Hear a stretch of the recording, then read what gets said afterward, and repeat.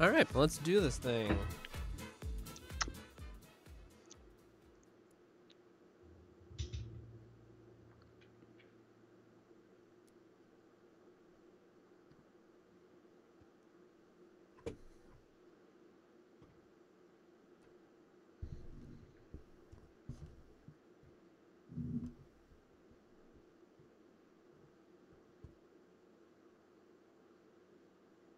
I feel like I'm forgetting something, but I can't think what, so I guess we'll just start.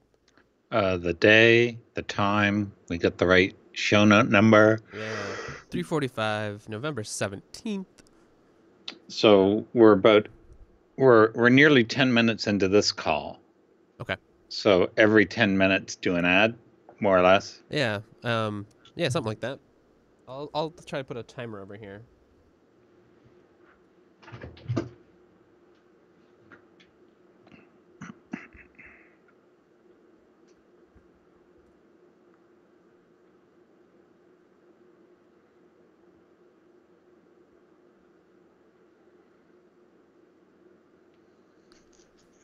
All right.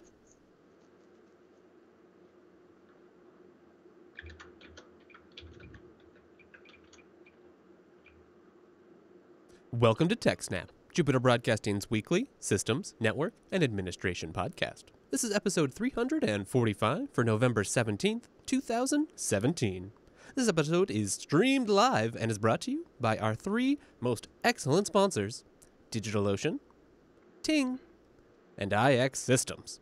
My name is Wes, and joining me this week is the master of all things BSD. It's Dan. Welcome, Dan. Hello. Wonderful to see you again. How are you doing today? I'm doing well. It's Friday. Oh, yes, Well, it is Friday. It's Friday for us, yes. Yeah, you can watch this Yeah. any old day that you want. That's the beauty of the internet and of podcasts. But for us, it's Friday, and that's a wonderful It's Friday. thing. We've got lots of fun things to talk about today. But before we do that, Yeah, we do. is there anything We new do. over there in your wonderful bat cave of servers and tapes? I went to the office last week, and one of the things that they had sitting around was a very different style keyboard. Oh, And I've look at started that guy. using this. So I've been using this for nearly a week now. Well, all of this week I've used it, and it's very sculpted to the hands, but you have to get used to doing backspace and delete with the left thumb and enter in space with the right thumb. And because of that, I'm hitting enter prematurely a lot. Oh, So I'm getting used to that. But I'm going to give it a full 2 weeks and see how that goes. that's a pretty good testing period, I think. Gives your it- hands some time it- to adjust your rhythms and patterns. And it's painfully slow to get at the beginning. It's very slow. Things I used to be able to blather out really quickly, I couldn't. And then the other thing I got twisting over here is because work upgraded my laptop, I felt that I had to upgrade my home laptop because it was so much better. But I bought myself a new MacBook Pro, Oh, look at you. and that is now my main personal laptop over there. I'm Skyping to you over my the MacBook Air that I've had for a couple of years, and I quite like both for different reasons. Like the Pro has some people are complaining about the keyboard, but I really like the keyboard on the Pro, despite the fact that I'm using this keyboard over here. Right, but you don't mind it if you have to sit down with the Pro on the couch or whatever. No. It works No. just fine. Not at all. And the lack of the escape key now being as part of the touchpad, touch bar. Right. I don't mind that. And one thing I didn't know is that the touch bar is context sensitive. So depending on what application you're in, Yeah. what's displayed on the touch bar changes. I know a lot of for people have been example- enjoying that for like video editing or other things, so you can scrub across your clips. Yeah. And if I'm in Terminal, I type something up. If I press the man page button, I get the man page for that word. Oh. And that's fun. very handy. Yeah, that's Yeah, great. That's very handy. Huh. And then if you look behind me, the rack is sort of all torn apart. Oh gosh, what happened? Nothing, but I've realized that I have to rearrange the rack. I've got some of my power distribution units are on the side, and I like that for a while, until you have to remove stuff that's hidden by the power distribution unit. So if Okay, there's that a might be rail a behind, problem. you can't get to it. Not all my rails are the easy on, easy off. You actually have to use a screwdriver. So what I've decided is that I finally decided to figure out, do I want the R610 or do I want the R710 that I've got here? The Dell R610 is a 1U and the 710 is a 2U. Okay. Yeah. And I hooked them both up, listened to them, and the 710 is quieter. So I'm going to be using that as a Poudriere build server. It's going to access the tape library, and I'm going to move all my monitoring onto that box. Awesome. And I'm going to order two L5640 chips. You can get them for about $20 each, maybe 15. What do those because do? they're lower power. I think I might be able to get that running at maybe 120, 130 watts. Oh, yeah, okay. Which is about $7 to $10 a month, I think, to run. No problem. And so I think I'll just do that. That's exciting. Wow, that's a lot of changes up in your little office there. Yeah. So now I'm waiting for hardware. I'm waiting for SSDs, which have been delayed. They were supposed to be here yesterday. ICDock makes a very nice 3.2 to 2.5 adapter, so you can put an SSD in a full width slot drive K. Those are really handy. And they're very nice. They're made of plastic, but they're solid. It sounds sort of It does, but I know what you mean. I mean, if you do a good job with the fab, then not a problem. Yes, and I've got them in use in some of the drive bays on the other servers. So instead of running 6 SAS drives in the R710, I'm going to run 6 SSDs, and it should be a lot quieter, and it should give me about 1 terabyte of space. Awesome. Fast space too. Fast space, yeah. So I'm going to use awesome. that as a Poudriere build server and as a Bacula storage daemon, because it's going to have the LTO4 tape library attached to it. Wow, I'm impressed. So, yeah, that's why it's a mess, and it's probably going to stay a mess for another 2 weeks until everything gets put back together again. Yeah, I know how that stage goes, where you're like, well, okay, I have to tear everything apart before I can make it pretty again, and there's just nothing you can do. Yeah, there's tripping hazards all over here. Don't let OSHA look at my home office.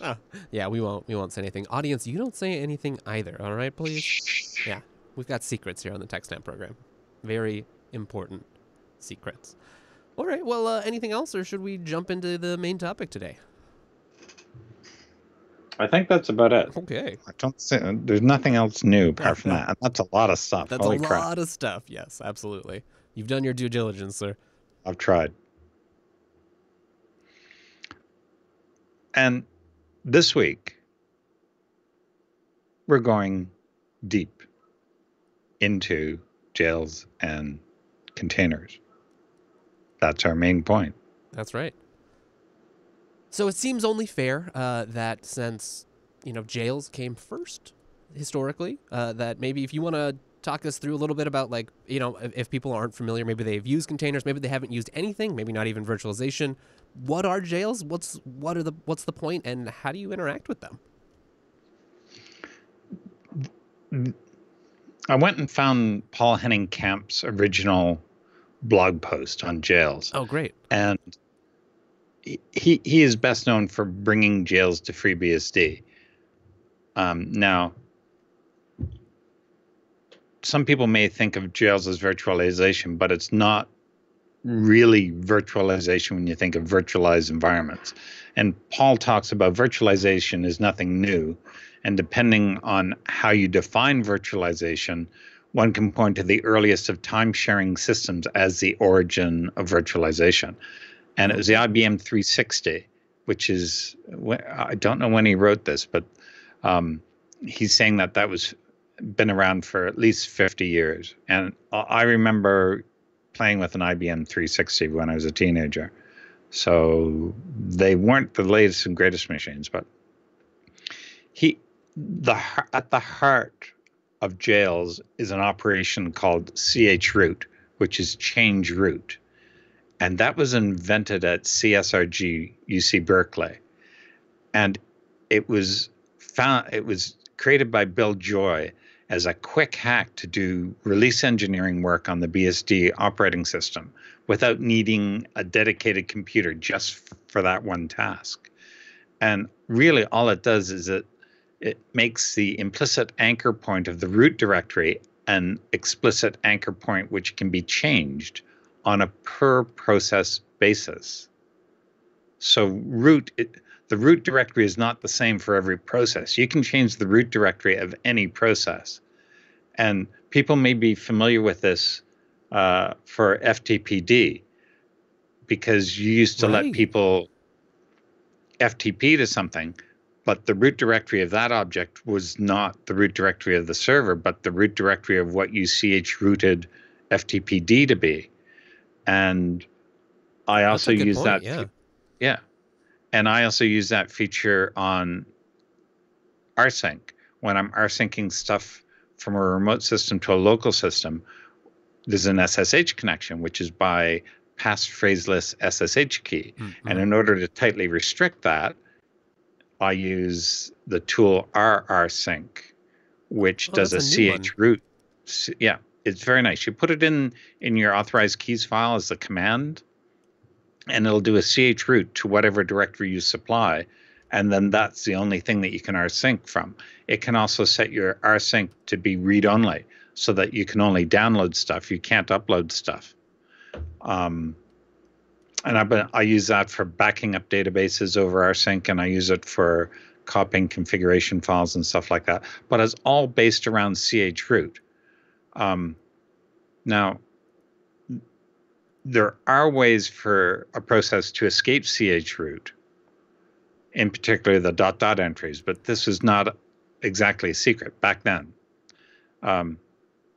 But it's more or less the beginnings of how jails came about. Right. Now, it was that first sort of change from just, regular Unix user style permissions in terms of, well, you have multiple people running on this box. They can all see the same thing. Maybe they don't have the right, they can't access everything or change it. And then now with chroot, then suddenly your world is a little bit different than what you had before. Yep. And what's interesting is that a friend of Paul Henningkamp's contacted him to say, hey, listen, I've got these customers in my web hotel that need different versions of Apache, MySQL, and Perl. And so basically he was running different machines, each one of which was nearly idle just for these different software loads. And so Paul Henning thought, well, chroot might be able to do this, to create lightweight virtual machines. And he said that, okay, Derek, you fund this work, and a year, you'll have it for a year, exclusive use, and then we'll put it into FreeBSD. And so there were 5 things that he developed: making sure that you can't escape the chroot or jail, restricting process visibility, deciding what root can and cannot do in the jail, and teach certain device drivers about the jail, and give each jail its own IP number. And this was back in I'm going to guess it was 97 when he was doing this, because he had it for a year. And then in April 1999, it was committed into FreeBSD. So how many years ago is that? 18 or so? 18 years ago. So jails aren't new. They're legal in most states now. They can drink. Well, no, drinking age down here is not 21 usually, isn't it? Yeah, okay. So, but in Canada, they can drink just about anywhere. So there were some other things that came around. There's some very interesting reading in this article, and go and read it. We'll have it in the show notes. But just the history of it. And I only read this maybe a year or two ago was my first reading of this, but it's very good to see how it started. So what do I use jails for? different things. I want to do regression testing of Bacula, and I want to do it with different versions of Postgres and different versions of MySQL. And rather than install multiple versions of the same database server in one host, I just create 7 different jails, all identical except for the different database sitting behind it, and run the exact same regression test on each one, and none of them interfere with each other. I can upgrade them independently. And when you're in the jail, it looks exactly like a full FreeBSD host. It's not easy for basic apps to encounter problems in terms of, oh, this isn't a jail, you can't do that. It's just basically, it looks like a full host to you, and most people would not be able to tell the difference. Now, someone's going to say, well, no, there are big differences between being in a jail and being on a raw iron host. And I said, yeah, there are, but that's not the point. Basically, you install software, you run software. It's just like running on the host, except you're not. And I like that. Yeah, that's interesting. Okay. So, is that a basic sort of intro? Yeah, I think so. How do you interact with jails? What, when you need to go spin up a new one, what do you reach for? Are there tools built into the operating system? Are there userland helper tools that you're going to use to do that? Because before, we talked a little bit about Chroot. Maybe people have used Chroot on the command line, and that wasn't enough. So I want to take it to the next level. I want to get a jail going. Maybe I've just installed a new FreeBSD host, perhaps on one of our sponsors even, and I want to get that started. How do I get jails? Are there simple things I can do? Do I have to go really complex? Do I have to have ZFS? Mm-hmm. What's nice about ZFS is you can give each jail its own file system, and it's totally independent, and you can adjust it for the needs of that individual jail. For example, this jail might need really fast data storage, so you put it, say, on an SSD, or this jail needs a lot of very small files, so you may change the record size, or this jail is going to be running a database, so you can adjust. You can cater for that as well, but you don't need ZFS in order to run jails. But there are big advantages to doing so.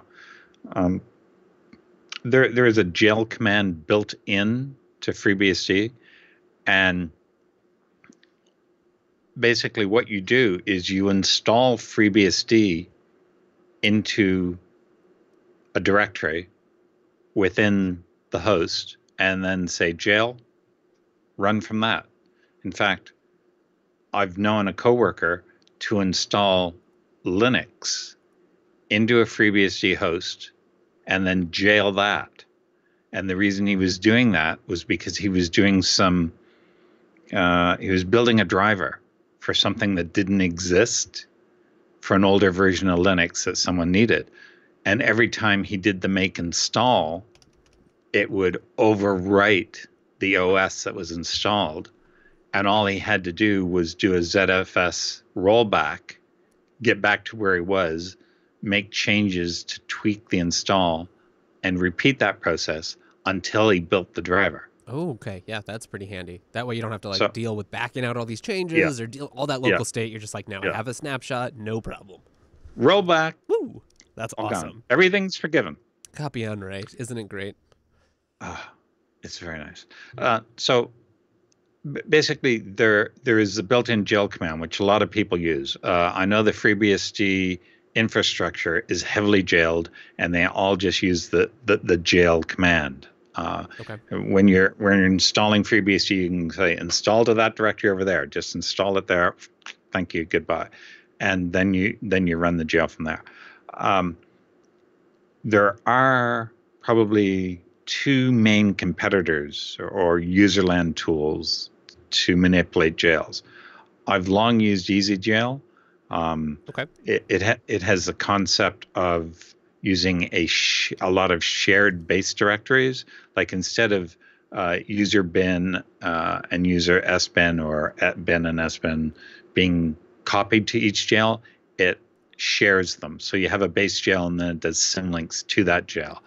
The big benefit to that is that you can upgrade only the base jail, and then that upgrades all the jails relying on that base jail. Oh, interesting. Now, the downside to that is that doesn't do the merge master. It doesn't upgrade your rc.d scripts in all the individual jails because those will be local and different. So you still have to do that. Oh, because if you've changed those, then there's no longer going to be in the base image. They're on top of it or whatever. Right. I see. Yeah, that makes sense. So I actually made a patch for EasyJail that allowed you to use non-base jails. Like each jail would have its own binaries. And so that would actually, then when you did the upgrade, you could just upgrade the jail and everything would wind up being updated as well. But it didn't get applied. That's okay. I'm not worried about that. I'm not Such better. Is the way of open source. I'm not better. Sometimes. I'm not better. And then I use EasyJails on 1, 2, 3, maybe 4 hosts, and I like it. I use another tool called IOCage on 2 hosts, and maybe 3, 2 hosts, and I like it as well. It's just 2 different ways to do the same thing. Now, IOCage, there's 2 versions out there. One was written in shell script, but the more recent version is written in Python. And that's what I'm using on the 2 new hosts. And it's what I'm using on the new Freshport server. And the approach it takes is that you can have thin jails and thick jails. I think that's the approach that they call them. But basically, you can use a shared base jail, or you can just have them all individual. And I take the approach of having them all individual. It is possible to run older binaries within a jail, but you can't run newer binaries. So if you want to run an 11.1 jail, you really need an 11.1 host. But you can run a 9.1 host on 11.1. Sorry, you can run a 9.1 jail on an 11.1 host. That's not a problem because they all run the updated kernel. Oh, they'll all be running the same kernel. They'll all be running the FreeBSD 11.1 kernel, for example. So each jail doesn't get its own kernel. They all run the main kernel. That's an important difference in between, running something in virtualization versus here in a container or jail. Mm-hmm. But if you want to run a different kernel, you could always use Beehive, which is a different type of virtualization, which is built into FreeBSD. There's a Beehive command, and in Beehive you can run a completely different operating system a lot easier as well. Well, let's come back to that, and first hear from our first sponsor this evening. I think that's time. Yeah, right. I think so. So head on over to ixsystems.com/TechSnap. There you will find an incredible vendor of amazing hardware for open source software. They've even got this incredible, it's so incredible, it's in fact the ultimate guide to buying a new server for open source. There's a ton of great problems you can avoid by reading this white paper. Maybe you're not buying any new hardware, but you know some people at your office or in small businesses that your friends and family own that, they're tired of getting screwed by some of the other companies they've interfaced with. They're tired of waiting in really long phone queues or having to open 1,000 tickets to try to get a simple request fulfilled. Put an end to all that. Check out this free report. You'll really see what IX is all about. And just go head on over to ixsystems.com/TechSnap. Go check out their site. You'll really see what I'm talking about because they can do it all. Storage, servers, really just solutions. That's one of the things that puts IX apart is they've got a super talented team of sales engineers, storage engineers, people contributing to open source projects, working with the community, working with some of their huge customers. So if you're a little concerned, you're like, well, what's going on here with IX? I haven't heard of them. Do they have big customers? Do they have people that I can trust? Yes, absolutely. They do. Go look at some of their customers. People like LinkedIn, Sony, Disney, government agencies, University of California, Berkeley, NASA. These are people running serious experiments, doing serious workloads. People like Splunk that host, billions and billions of logs. These are trusted customers of IX because IX has great partnerships with people like Intel and their incredible Intel processors. All this comes together. They've got the expertise. They've got the staff there. Give them a call. You can buy stuff online. They got a great website, easily to configure things, but just give them a call. You'll see what we're saying. You'll talk to a friendly engineer who knows probably more than you do about just about any hardware that you're going to buy. So if you're not an expert in SAS, enterprise storage controllers, SAN networking, any of that, not a problem. If you are, that's great. They'll be happy to work with you, use your expertise as well. But if not, they're happy to help you out. Plus, they'll make sure everything's configured just how you want, ready to get shipped to a data center, racked up, turned on, put in production. It's beautiful. I love IX Systems just for that. They've got such reliability, and maybe you don't need a big new server. Maybe maybe you're on the cloud, you're doing other things, but you want to make sure you've got storage and backups at your house. Look no further than the FreeNAS Mini. This system is beautiful. It runs FreeNAS, the very popular open source NAS software developed by IX Systems, so you can run it on your own hardware. But why would you? IX has got the best in the biz. Go play the video, go look around at some of the promo shots they have of this thing, because the hardware is meticulously engineered. They've learned over many versions now just what needs to be done. They engineer it with reliability in mind. There's actually a USB drive on the motherboard there, plugged in. That's what runs the base operating system. And then all the data is stored on ZFS, of course, on the hard drive. So it's super easy to replace. If anything breaks, you can just slot on a new version of the OS. Everything comes right up. The data is all stored on ZFS. Your array gets mounted. It just works. It's got a super nice, easy to use web UI, so you can configure things like Beehive. You can run all kinds of things on it. You can expose it as NFS shares. You can expose it as Samba. A lot of great options. It's perfect for small home office, medium-sized office even, or just your house, You want to make sure that you take a lot of pictures. You have cute pictures of your family. Don't lose them. Buy a FreeNAS Mini. You can get them right on Amazon or order them straight from IX. It's super easy. And while you're there, just one more thing. Go check out their blog, because this is maybe where it's the most fun. You'll really see all the cool conferences they go, like BSD DW. They were just there. Conference recap. Go learn about it. Or LISA. LISA is cool. It's a large installation system administration conference. These are people that run serious systems. Go check out some of IX's takeaways. They always have really smart people go there. Go listen to talks. Go talk to the people in the industry. They were also just at the OpenZFS Developer Summit. So they're at all the places. They're in with the community, and that's what makes them such a great provider. Go check out ixsystems.com/TechSnap today. And thank you to IX for sponsoring the TechSnap program. All right. Well, should we take a quick break here? Yeah, I think someone's saying you're a bit lagged on voice. That's unusual. Oh yeah, you are. Even I'm lagged. That's not usually the problem. Okay. Do a 3, 2, 1 clap. 3, 2, 1. 1, oh, 2. Yeah. It's about 2 seconds. Okay. Let's see here. We'll just stop there. Sorry, everyone, and then we'll pick up again.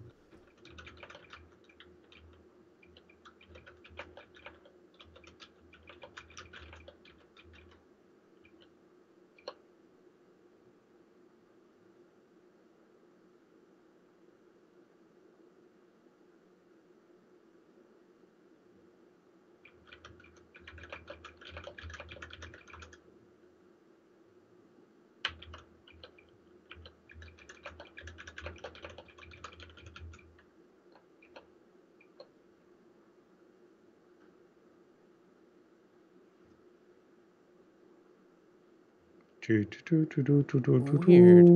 All right. How about me? Let's do a countdown for me. 3, 2, 1. No, you look perfect. Ha ha ha ha.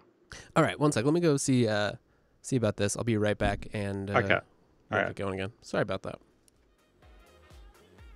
Bum, bum, bum, bum, bum, bum.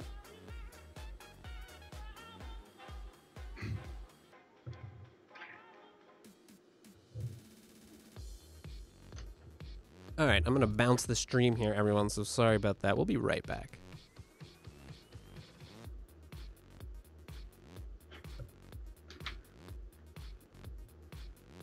Bum.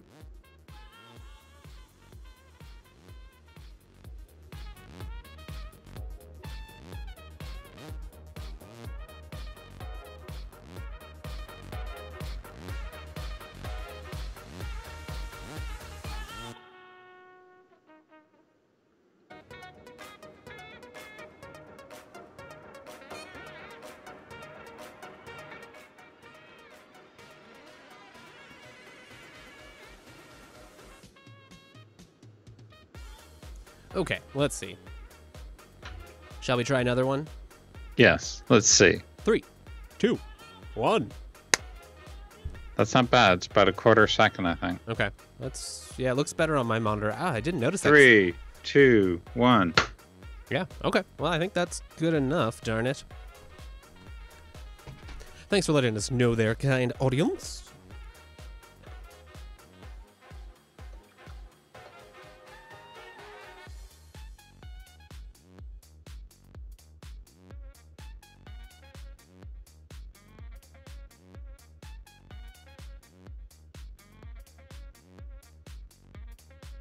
All right, well, that's one sponsor out of the way.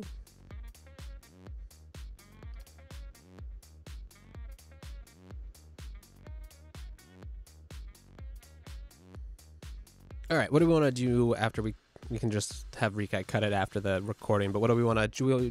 Anything more? You want to talk about jails? I'm kind of curious about some of the networking stuff, how that works, because doesn't each jail get its own IP? It can, but it doesn't have to. It can also have the same IP as the host. It just can't have multiple processes listening on the same port. Okay. Well, maybe I can just ask you about that. Yeah. All right. Well, you ready to start again? Yes.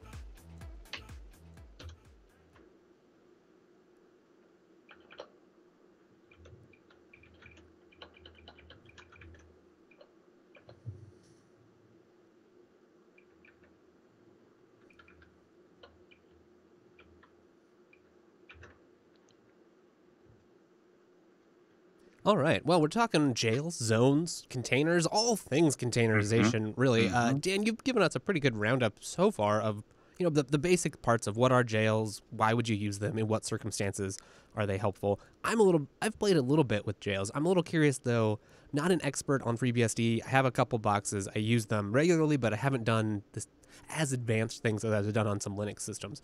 So networking on FreeBSD has always been a little bit different. I'm not as familiar. I've heard that FreeBSD jails, like, they each get their own IP address. Is that accurate? How does networking work in general? That's always one of the things, frequently I'll have a VM already running, or I'll have a system and I want to split that up.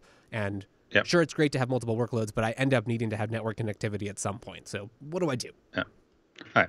Well, let's pretend you have one box with one public IP address. It has a web server and a mail server, and that's it. Let's just for this example. Sure. So your one IP address will be on the main host. You can then share that IP address with each of the jails, and then in each jail you only have one process is listening, and they're each listening on different ports. And so long as they're not trying to listen on the same port, you can share the IP address throughout as many jails as you want. But you don't have to do that. You can give each jail a different IP address. When I set up the latest Freshport server, there are 4 jails. Only one of them has a public IP address. All the rest have non-routable addresses. The one with a public IP address is running a mail server. Okay. One of the ones without a public IP address is running Postgres, but it only gets talked to by the jail that's running Nginx, which doesn't have a public IP address, because the host just transfers the incoming traffic on port 80, port 443 from the main host into the jail. Okay. And so the jail is never talking on a public IP address. So it must have its own private IP address within the jail? Is there like a local host-only network for... Well, you can just set... You can have them all communicate over LO0, but I tend not to. I tend to create LO1 and just reserve that for inter-jail communication. Okay. And so one jail might get 128 I forget, but it won't be the normal local host address, which is that 128.0.0.1 or is it 127.0.0.1? 127. Okay. So it'll be 127 something different. Right. You use another is part what of I put on the other jails. The local address range. Yeah. Okay. Just so it's in that range. And But what is interesting is that all inter-jail communication goes over LO0 on the main host, Oh, interesting. even though that network adapter, we call it, even though that device doesn't actually have that IP address, you'll see the traffic going over there. So you can snoop on all of the jails if you were to capture from that. Yes. If you're on the host and your root, you can see everything going in the jail. You can do PS, and you can see all the processes running in every jail. Right. Okay. So from a security point of view, observing jails is easy. Mm-hmm. You can see everything there. If you're the admin, you can see everything in every jail. But when you're in the jail, all you see is what is in the jail. Right. That's what makes it a jail, I suppose. One of the things. There is no escape. Right. Okay. So that makes sense. And so do they see, when they are sharing the public IP, do they see that interface? Does that interface live on the main part of the host, or do they just, do they still have their own, and FreeBSD does this mapping of ports under the hood? No. If your main IP address, if your main IP address is on the EM0 device, then the jail sees an EM0 device, but only the IP addresses that you tell it that are on that. Okay. Yes. So I can do ifconfig EM0 and I'll see 70 different IP addresses. But in the jail, I only see the IP addresses that are assigned to that jail. Got it. Right. So I know from watching, I think we'll have to add it to the show notes, and it was linked in by one of your friends in a previous feedback, Brian Cantrell's excellent talk about the papers we love talk about zones and jails. There was some talk about a couple things, in particular, like the limitations on sending like raw sockets, like ICMP requests, as well as, so zones have this like fully virtualized network stack. I think they call it Crossbow. And I believe jails has something similar. Is that in the kernel? Does it work? It's called like VNet or vImage? I'm not an expert, but maybe you can enlighten us. You said raw sockets. You can't, by default, raw sockets are disabled in jails. Okay. It's a security issue. Right. But you can enable raw sockets so that ICMP works. Okay. And there is a VNet, or is it VMnet? I think it may be VMnet, but yeah, I don't play around with that in jails, but a lot of people do, where basically you have your own complete network stack, and it allows the jails to do its own filtering and stuff like that. But I've never used that. I just basically let the host do all that. I'm not getting that complicated. There you go. Yeah, it is VNet, and I've never used it, but I've seen a lot of talk about it. I know that IO Cage is well set up for that. I don't know so much about EasyGL and that, but that's mostly because I've never ever had to play with it. There's been nothing in it that I couldn't do that I wanted to do. Okay, well that's good to hear. But yeah, there's a whole lot of virtualization in there. Now, one of the other things that may not be obvious from what we said is that a jail is just a bunch of files on disk. And I have done this. I have tarballed up a jail and moved it to another host. And all you basically have to do on the receiving host is arrange the IP addresses that it's going to use, or modify them in the jail, whichever approach you want to take. But that's basically all you have to do to move a jail. There's no software to install because it's all in the jail. Right. And so you can just pick this up, tar it up, ship it off, or a ZFS send, or whatever you're doing. And that is literally what you do. You tar it up and you copy it over to the other host. Right. It is just so cool. I remember the first time I did this because I can't remember why, but I wanted to move a jail from one host to another. And there are commands in EasyGL and IO Cage to archive this jail, please. Okay, import this jail, please. Nice. And it was so much easier than I thought it was going to be. It's easier than setting up a new host, I'll tell you that much. Right. So, I mean, I know for me, on some systems, I end up trying to just keep the main system super minimal because at this point it's so much easier to just work with these jails or containers or other things, because you can blow them away if you need to. You can restore them. You can ship them off and move them.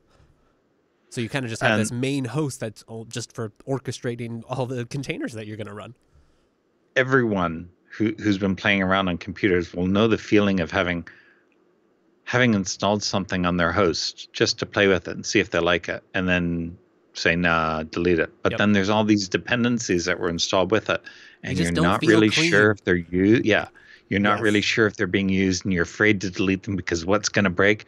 Well, solve that by creating a jail, doing all your playing in there, and when you're done, delete the jail, and it's all gone. There's no cruft in your host. It's so much easier. That's beautiful. It's very clean. It's very efficient. Awesome. Okay, well, anything else you want to talk about jails in particular before we move on into some of the container world?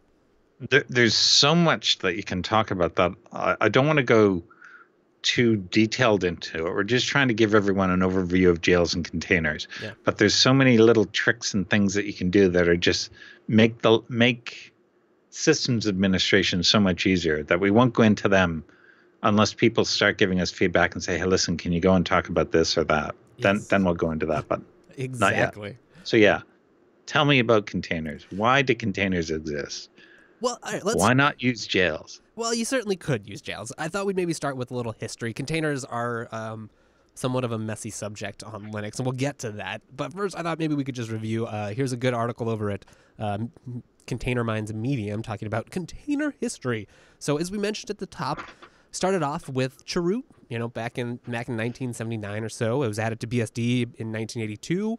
And chroot is just a Unix operating system call for changing the root directory of a process, so that process and its children, they don't see root as the real root of the system. They see it as subtree of that system. So a lot of times you see it used for build processes or other activities where you want, hey, this process, your world is different. Then next up, we have FreeBSD jails. You were just talking about the original, the papers and the blog posts about that.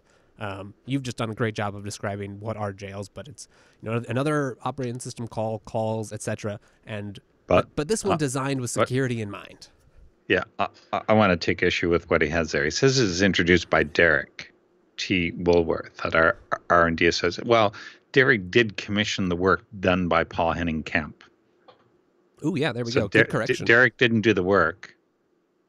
The person quoted there paid Paul to do it. According to what we just read here earlier. But anyway, I'll send a correction to them. Yeah, right, exactly. Just a little bit of the details. I'm sure they're written from a Linux perspective, so didn't quite capture that. No, it's no big deal. Okay, so after that, obviously jails took the community. People were like, oh yeah, this makes a lot of sense. Chroots really aren't good enough. We want to have something that can do more of these things, have more restrictions, be more of a jail or a container. So in 2001, there's Linux vServer. It's kind of similar in mechanism to jails, but it never made it into the actual kernel. So you had these different partitions. It hasn't seen much use except for in some VPS hosting companies, especially in the 2000s. And so this is one of several we'll see out of kernel patch sets that were applied to try to add this functionality to Linux. After that comes Solaris containers, which are really usually called zones. I don't know why they have them called that here, but that's fine. So Solaris, go watch Brian Cantrell's excellent talk. Oracle's, of course, got some documentation on zones as well. They took the jail idea and kind of just ran with it, really built it deep into the Solaris operating system. You can go now play with it with Open Indiana or Lumos, any of those Lumos distributions. And so they have, we won't go too much into it because I'm not an expert. I don't know if you have played much with zones, but you get a lot of what you have with jails in that they are this, really a jailing mechanism. You have a root zone, and then you can make zones off of that where things are contained. They only have their own network stack. They have their own mounts. They have their own, all these things so that you can control what they're doing. In particular, Joyent has done a lot of work introducing all kinds of different flavored zones, the Linux flavored zone, which will let you run Linux software much like FreeBSD can do. So there's a lot of cool options there. Zones are a fascinating world in their own right. I definitely recommend go reading more about it because obviously Sun did a lot of good work following along what the FreeBSD project did. Back to the Linux side of things, a little bit later in 2005, we have OpenVZ. OpenVZ is another one of these out-of-tree patch sets that's actually seen a ton of use. If you used a VPS any time before like 2010 probably, you almost certainly used an OpenVZ VPS if it was a Linux system. And this kind of did the same thing. It's really quite similar to jails in many respects in that it is, jails have been used for a long time. If this is accurate, Dan, feel free to jump in, of course. But are used like if you have a FreeBSD system to have multiple users run them or multiple processes, and maybe you don't trust those processes, right? So some people sell FreeBSD access where you can have access to a jail. You won't have to have your whole own system, but you have your own little FreeBSD world there that you can use. Yeah, I'm pretty sure that's what most resellers like. I'm sure that's what most virtual hosts you're buying now are. They're jails. They're not real hosts unless you're paying explicitly stated. Yeah. So I'm going to guess that most very inexpensive hosts that you can buy now, and even some of the expensive hosts, are just virtualization done with jails. But in the same way that what you get on AWS is a jail, something like that. But no. Oh, yeah. Yeah. I'm not saying that AWS is using jails. I got you. Yeah. Okay, yeah. So OpenVZ is similar. It's out of tree. They use a lot of Linux features, but they also have some of their own that implement a lot of this behavior. But it is designed around and almost exclusively used by hosting providers to provide VPSs. So you don't get your own kernel, but you do get your own. It looks like your root. You have root in your VPS. You can do things, and the host system is protected so that they can let a bunch of untrusted users run different things on one system and be able to sell that to the public. So that's been around. It's still actively maintained. It's still used a lot of places. I know like a lot of seed box companies and other things that are selling like you don't need a full virtual machine, but if you just need access to Linux to be able to run on the web, boom, here you go. It's cheap, it's easy, and it's obviously you get the increased density that comes with containers rather than VMs. All right, so after that, Google obviously runs a whole bunch of computers on the internet, and they've taken security and other things and resource constraints seriously for a long time. So process containers is something Google implemented around 2006, and they wanted to have more ability to limit, for limiting accounting and isolation of different things like CPU, memory, disk I/O, network, all the base primitives of an operating system. Eventually, this was renamed to control groups to avoid confusion around multiple terms of the term container. So this was around Linux kernel 2.6.24. Google's had their hand in containerization pretty much since the beginning, but thankfully they've done a great job working upstream, and a lot of that stuff's come back right into the regular kernel. So they renamed control groups in 2007-ish, and they're now C groups. So that's something we'll talk about more. C groups are a pretty essential part of what we are calling containerization on Linux. We'll get more into what C groups are. After that, something that actually has the name container in it, LXC, which stands for Linux Containers. And this was introduced around 2008. Ubuntu was one of the projects. Canonical was really into this. Today they sponsor it and host it. I think they pay the salary of the lead developer on the project. And it uses these kernel APIs, C groups, namespaces. We'll talk more about those. And it presents also kind of like a jail-like interface. It's designed around, having your own system, like a small Linux distribution, whether that be Debian or Ubuntu. It doesn't have to be what matches the host system. It creates its own, almost like a virtualization host, where you have your own, you have an init system. You're running all these processes. It looks like a real host. You can get into it. You can run SSH in there. All that just works. So LXC was kind of first out of the gate in terms of in kernel tree using kernel features containerization on Linux, and it still exists. One of the problems with LXC is it wasn't very developer friendly, and it didn't have quite as good tooling as even like, let's say, jails or other things, let alone compared to say Docker. So it worked pretty well for experienced sysadmins. So like Travis CI, the continuous integration server, they use LXC, I believe. Oh, actually, they're using OpenVZ. Circle CI uses LXC underneath. So these are all getting used by companies, but they're not. A lot of them didn't end up with the same amount of hype or discussion. It kind of reminds me of FreeBSD in a way, where it's like, people in the know use FreeBSD, but it doesn't get talked about at the same level by like amateur users in the way that like Linux does, let's say, which you may not feel is right, and I would agree with you, but that's sort of how it's at. So people use LXC, it's used, but it hasn't seen the same sort of adoption as Docker has in the Linux world. There's been a few other players that have come here because, much like in FreeBSD, you have, IOCage, EasyJail. because these are implemented on kernel features, there's some different things. Warden is one that came out in 2011 by Cloud Foundry. This one was a little more. It can also work on other operating systems. It was sort of a userland wrapper. I'm familiar with something called Warden on PCBSD, now TrueOS. I'm not sure if it's the same thing. We'll have to dig into that later. Yeah. Then Google came out with a tool called Let Me Container That For You. This is around 2013. It's an open source version of the container stack Google was using inside Google, and it provided a bunch of helpers around containers. So it kind of had a bunch of tools that would let you say, like, here's my service, I want to run this in a container, and then you use Let Me Contain That For You, and there you go, you get a container. So it provided, nice performance, good resource utilization control, shared resources, all that sort of stuff. And really was the root of a lot of what has turned into mainstream containers on Linux. It's no longer being developed. Don't go use it. There's better things to use, which we'll talk about. After that comes Docker. Docker is obviously the heavy hitter in the room in Linux containers. That's what everyone's talking about. There's now a Docker Con that's attached to the Linux conventions. It's crazy. It's definitely the most popular, widely used container management system. It was developed as an internal project at a platform as a service company called .cloud, and they later renamed themselves to Docker. Similar to Warden, Docker also used LXC in the beginning. So the early versions of Docker would shell out to LXC. LXC would go use namespaces and C groups to build you a container, and Docker was kind of just a layer on top. That's no longer true. Docker's done a bunch of work and put all of the containerization stuff, the stuff that talks to the underlying operating system, in a project called libcontainer. So that's what you want to look for. We'll talk about that too, as with runc, which is based off libcontainer. And then Docker is a daemon that sits on top and provides you all the access to that. So you can talk to it over a REST API. It's got a command line tool that you interface with. And so Docker is now the most popular. There are several competing things that are in the same space. One of those being Rocket. Rocket is made by CoreOS folks, and it's very much like Docker in that it provides a REST API you can talk to, but it was designed a little more with security first in mind, so it has a little bit different workflow.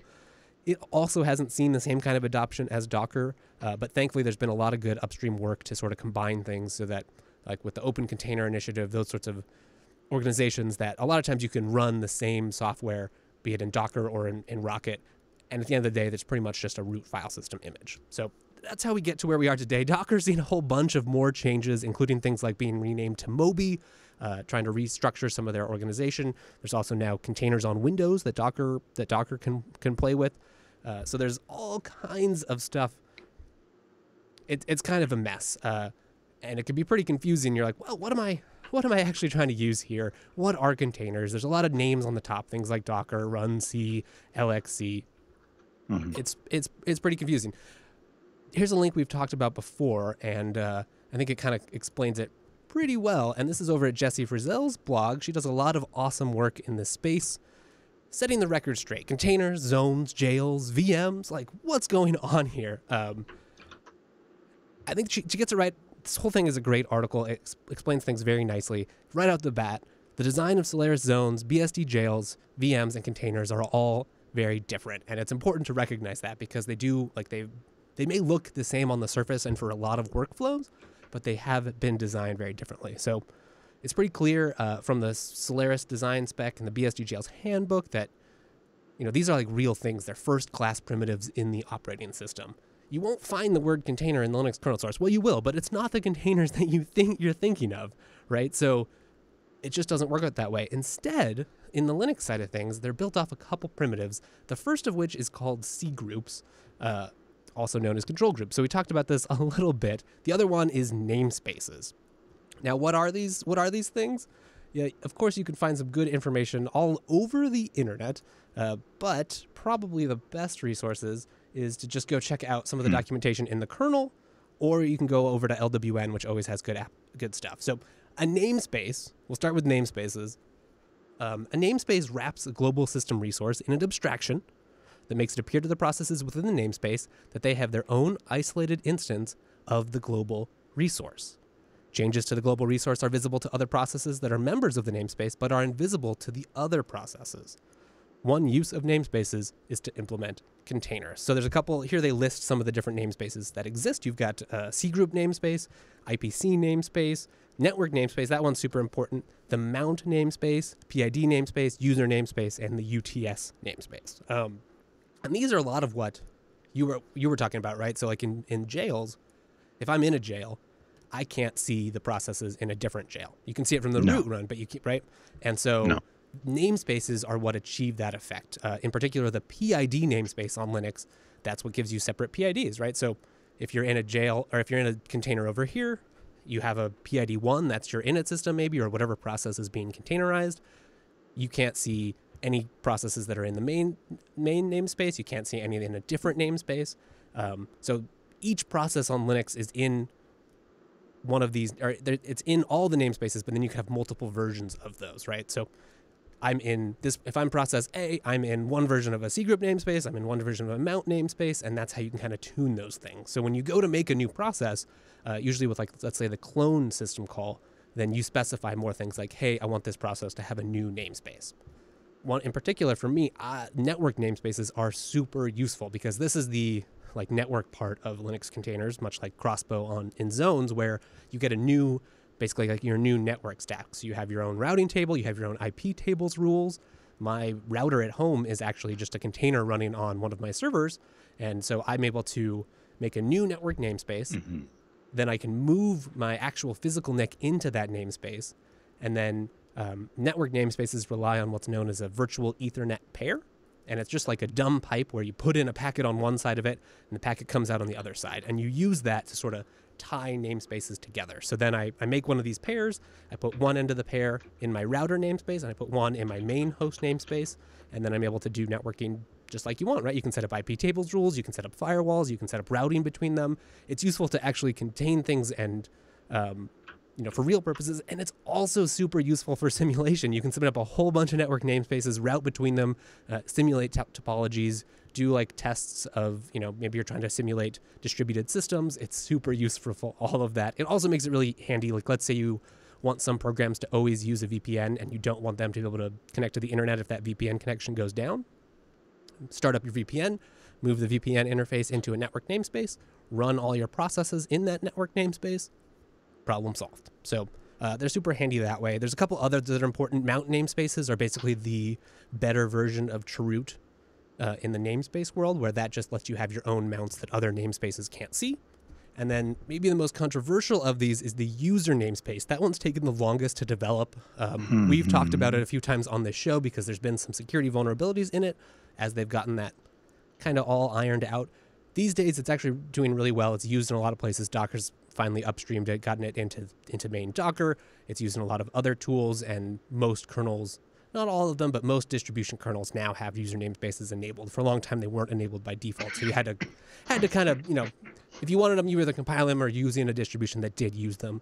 Thankfully, like Ubuntu's had them enabled for a while, so that's been pretty good.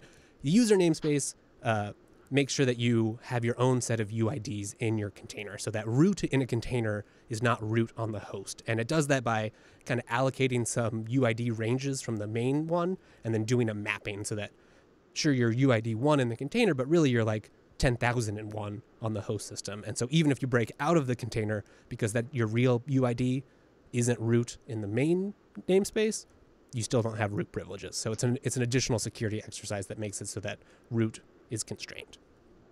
So that's namespaces. Yeah. Now, I know of examples even on my own host where UID 1001 is one user in one jail and a different user in another jail. And that's okay because there's no confusion because those users do not interact because they're in different jails. But when you're root and you do an ls-l on files within the jail from the host, you get different output than if you do ls-l within the jail. Because the ls-l within the jail will use the UIDs and GIDs specific to that jail, whereas the host will use the UIDs and GIDs relative to the host. Okay, I see.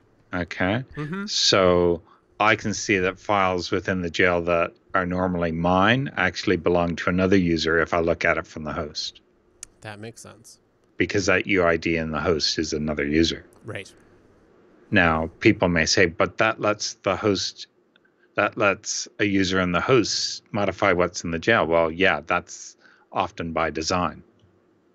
Right. You're assuming that the host has more privileges in this domain than anything running in the jails. If you're on the host, you have different privileges. Yeah. But that overlap there, no, I haven't seen that be a problem. But it can be a problem when you've got Postgres running on the host and Postgres running in different jails as well. And generally what I do there is I just change the UID of the Postgres daemon or the Postgres user in the various hosts. Oh, okay. I see. So are you required to do that then? You're like have to do some of that mapping? It used to be highly recommended because of system V memory, shared system V memory, system 5. Yep. But I think later versions of Postgres don't use that memory. Okay, they no longer rely on that feature. So so it's not an issue. So the regression testing jails that I talked about, each runs a different user ID for Postgres for historic reasons.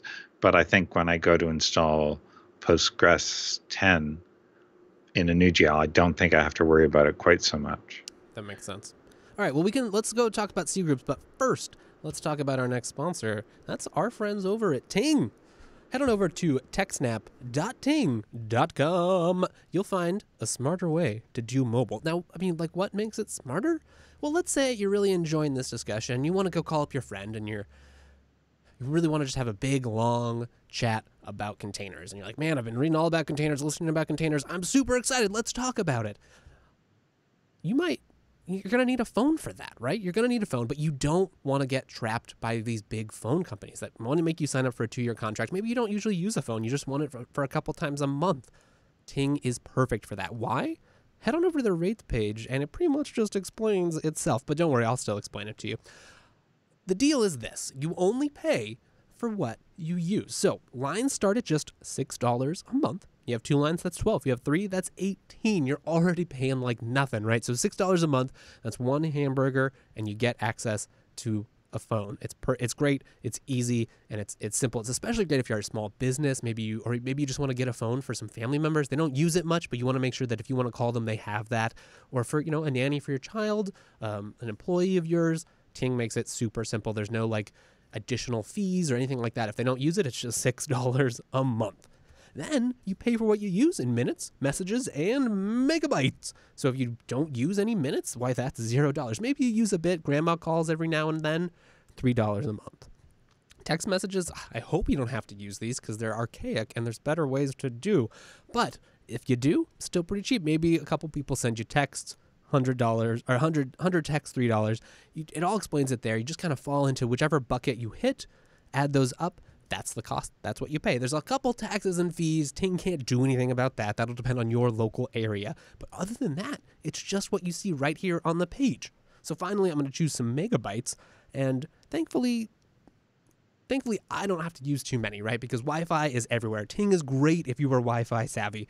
So if you're in the office a lot, maybe you work from home. A lot of places, the buses even have Wi-Fi now.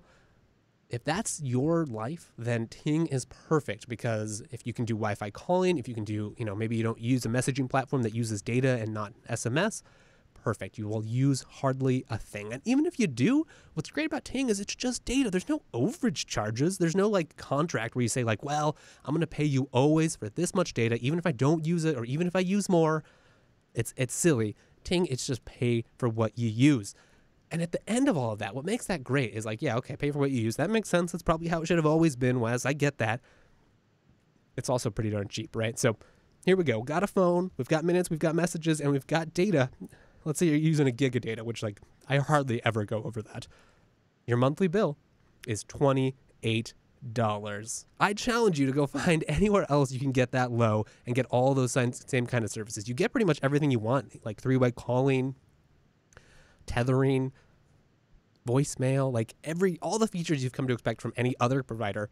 Boom, you've got them right here on Ting. It's perfect. It's easy to use. And like they've got GSM and CDMA. So whichever phone you might have, they've got a great bring your own device page, BYOD. Yeah, that's right. Where you can go check, put in your IMEI, see if your phone is qualified to be on the Ting network. It probably is. I can't guarantee that now, but go check. It's worth it. Or maybe you want to get a new phone, right? You're like, hey, it's almost Christmas time. I want to get a brand new phone. Boom, go over to their shop. You can get the Apple iPhone X. They've got that. I think it's actually the 10, excuse me. They've got the Samsung Galaxy Note 8, all the latest and greatest. You can also go buy a phone straight from Googs if that's what you like to do. That's what I like to do. Bring it on over to the Ting network. Not a problem. And best of all, I can't believe I haven't mentioned this yet. When you go to techsnap.ting.com, you'll get a $25 service credit. So if you go buy one of those fancy new phones, they'll apply that there. Otherwise, it'll get applied to your first month's bill. Either way, you're saving a bunch of money, both from that awesome discount and because Ting is just a great deal. So don't waste any more time. Don't waste any more money. Head on over to techsnap.ting.com. And thank you to Ting for sponsoring the TechSnap program. Alrighty then. So, what were we talking about? Oh, we were talking about containers. Containers. So on Linux, there's one other primitive that you're going to need to know about if you're talking about containers. Mm-hmm. And that's called control groups, or C groups for short. And so we've talked about namespaces, and namespaces provide the different world aspect of containers. Those are the things that make it look like you're on a different system. So if you've got your own namespace for all of those different sorts of namespaces we talked about, so you have your own mounts, you have your own network, you have your own PID, you have your own users, suddenly you start looking a lot like you're on a virtualized machine. You're on your own, you have everything your own. You can't see anything from the host system. So that's that aspect. But another important part of containers, at least in day-to-day use, especially if you're going to have more than one running on one machine, is you're going to need to be able to control those things, right? You're going to be able to make sure that one can't use the entire host, that you can have multiple operating on the same thing and being polite and sharing resources. That's where control groups come in. So here's some documentation over at Red Hat because they usually do a good job.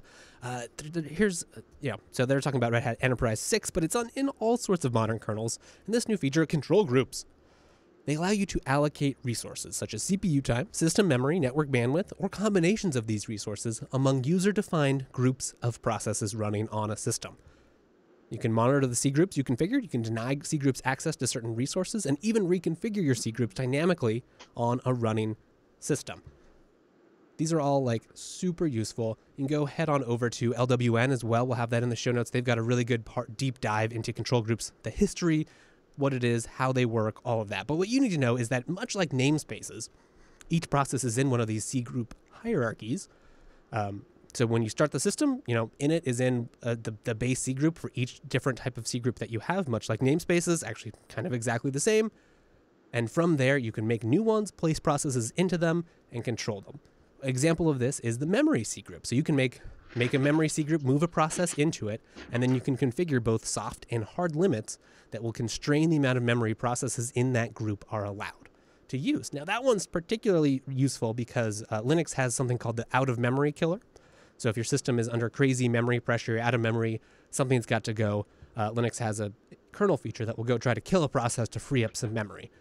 If you're using C groups, this is immediately less of a problem because the out-of-memory killer operates per C group. So if you have some really big, heavy C group over here, you can allocate this much resource and then keep a certain amount of memory over here for, let's say, your SSH daemon, other management tools, so you won't have a case where your system starts thrashing out of memory and you can't get access to go troubleshoot it. Boom, no problem. C groups do that. They also allow some other mechanisms there. So like instead of killing a process, you can have the C group send a notification to another process outside the C group, and that can decide to kill the C group, maybe stop it, take other actions, send a user notification. So it really gives you these sorts of primitives to control like what devices you can see, what network things you have access to, how much resources, CPU scheduling. You can pin things to CPUs. You can say like you're only allowed to use this much share of the CPU resources when competing with others. So between namespaces and C groups, you can add these together and you get something that looks roughly like a container. And you can do this all manually. You can do it all with system calls, but you probably don't want to. And then that's where you get into some of the userland systems, the userland utilities that you're going to use on Linux. So we talked about LXC already. There's a new version of that called LXD, which uses LXC underneath, also known as LexD, I believe. And that comes out of Canonical. They work on that a lot, and that focuses, they call themselves a lighter visor, and it looks a lot like jails. They use a few other utilities, things like seccomp, which configures capabilities. Capabilities take what you would think of as root permissions, root powers, and divide them into a set of capabilities. So like the capability to listen on ports under 1024, right? That's one capability. You can use seccomp to configure, like, I want this process to only have this subset of available capabilities. Between things like that and then Linux security implementations like AppArmor or SE Linux, you layer all those together, and that gets you sort of a complete container picture where you have security, you have containment, you have namespacing, you have control over the resource allocations. And between all of those, you've got something that looks somewhat like a container. Does that make sense? Yeah, I followed it. And as you were saying things, I said, oh, that's what I should mention. Oh, I should mention that because you used the word CPU pin. And I'd already typed down tying CPU to a jail, but I couldn't remember what it was. And that's what it was. CPU pin gave me the ability to remember that it is actually CPU set on FreeBSD. And yeah, I should be doing that in my jails, saying, hey, listen, this process here, always run it on that CPU. This process, always run it on that CPU, just so that you don't wind up having two very intense processes competing for a CPU. They each have their own CPU. And that's easy to do if you've got a box with, say, 5 or 6 CPUs. But yeah, it's a lot. It's something I've never used, but I should look at. Now, what was the other thing you mentioned that made me think? Fibs. I thought I looked that up. I thought I had that open. I don't see it now. But Fibs is something that you can look up. It allows you to have a different routing table for different processes. Oh, and yeah. you can tie that to a jail as well. Okay, nice. So you mentioned routing tables. And Yes. that's what brought it to mind. And I know people that use them all the time, but I've never had a need for them. I've never seen a need for them. But I can understand, like, if you have a process that is only a monitoring process and it's not supposed to interact with the network, you can always make it so that it never sees the default route that goes out to the network. Totally. It only sees the default network that goes over the back channels. Yeah, exactly. Yeah, totally. I've used it for things like exactly like that. So that makes a lot of sense. Oh, you have? Oh.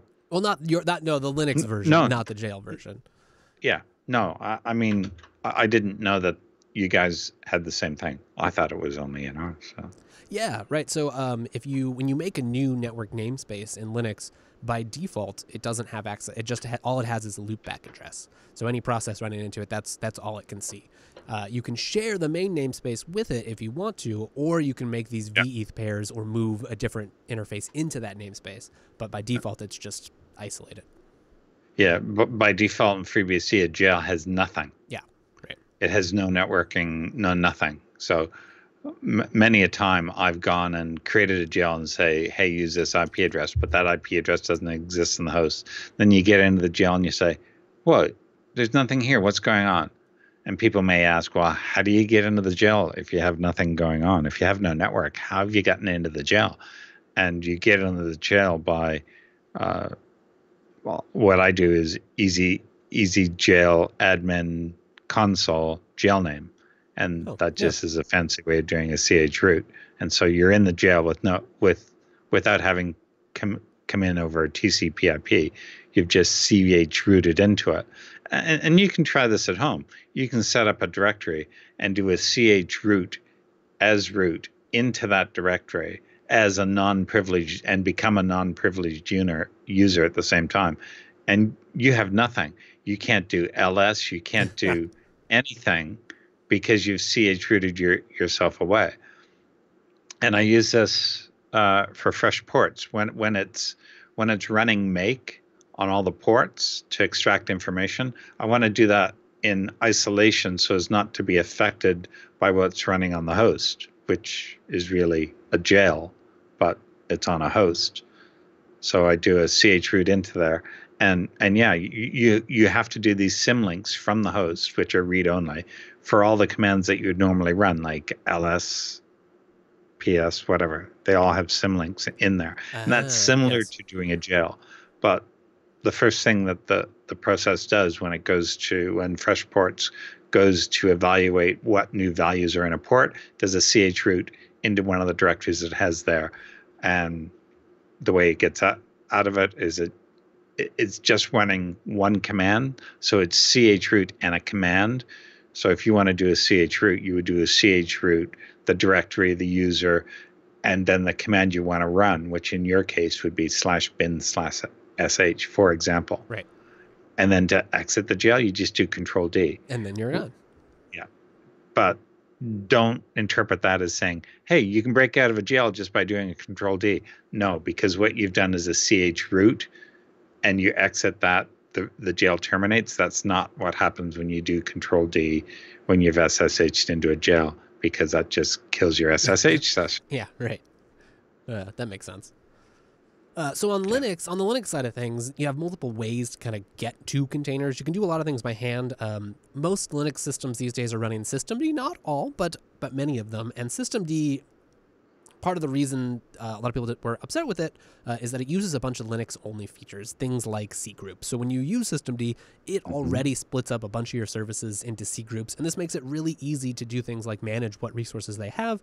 When you're defining a new service, it makes it super simple to say, like, hey, make a new cgroup, give it these memory limits, give it this disk throughput limit, and then go start it up. It gets put in its own cgroup. You can then do, per cgroup accounting, resource allocation, and control. Systemd also has a way to work with namespaces, and that's the systemd nspawn tool, nspawn for namespace spawn. And that lets you set up a new system. It can also interface with the cgroups, but it lets you do various levels of namespacing to start up a process. So one of the really handy things that you might want to do is, like you're talking about, like a chroot. Maybe you want to just use it to build something. Maybe you want to run a different distribution of Linux inside a container really quick. Systemd does that really simply. You just have a folder on disk. You say systemd nspawn. Actually, they've got an example right down here on this page. So if you wanted to say, let's say I'm running my Ubuntu machine and I wanted to run a Debian userland. I wanted to build some Debian packages maybe, or I had a service that was easy to run on that system and I wanted to do it that way.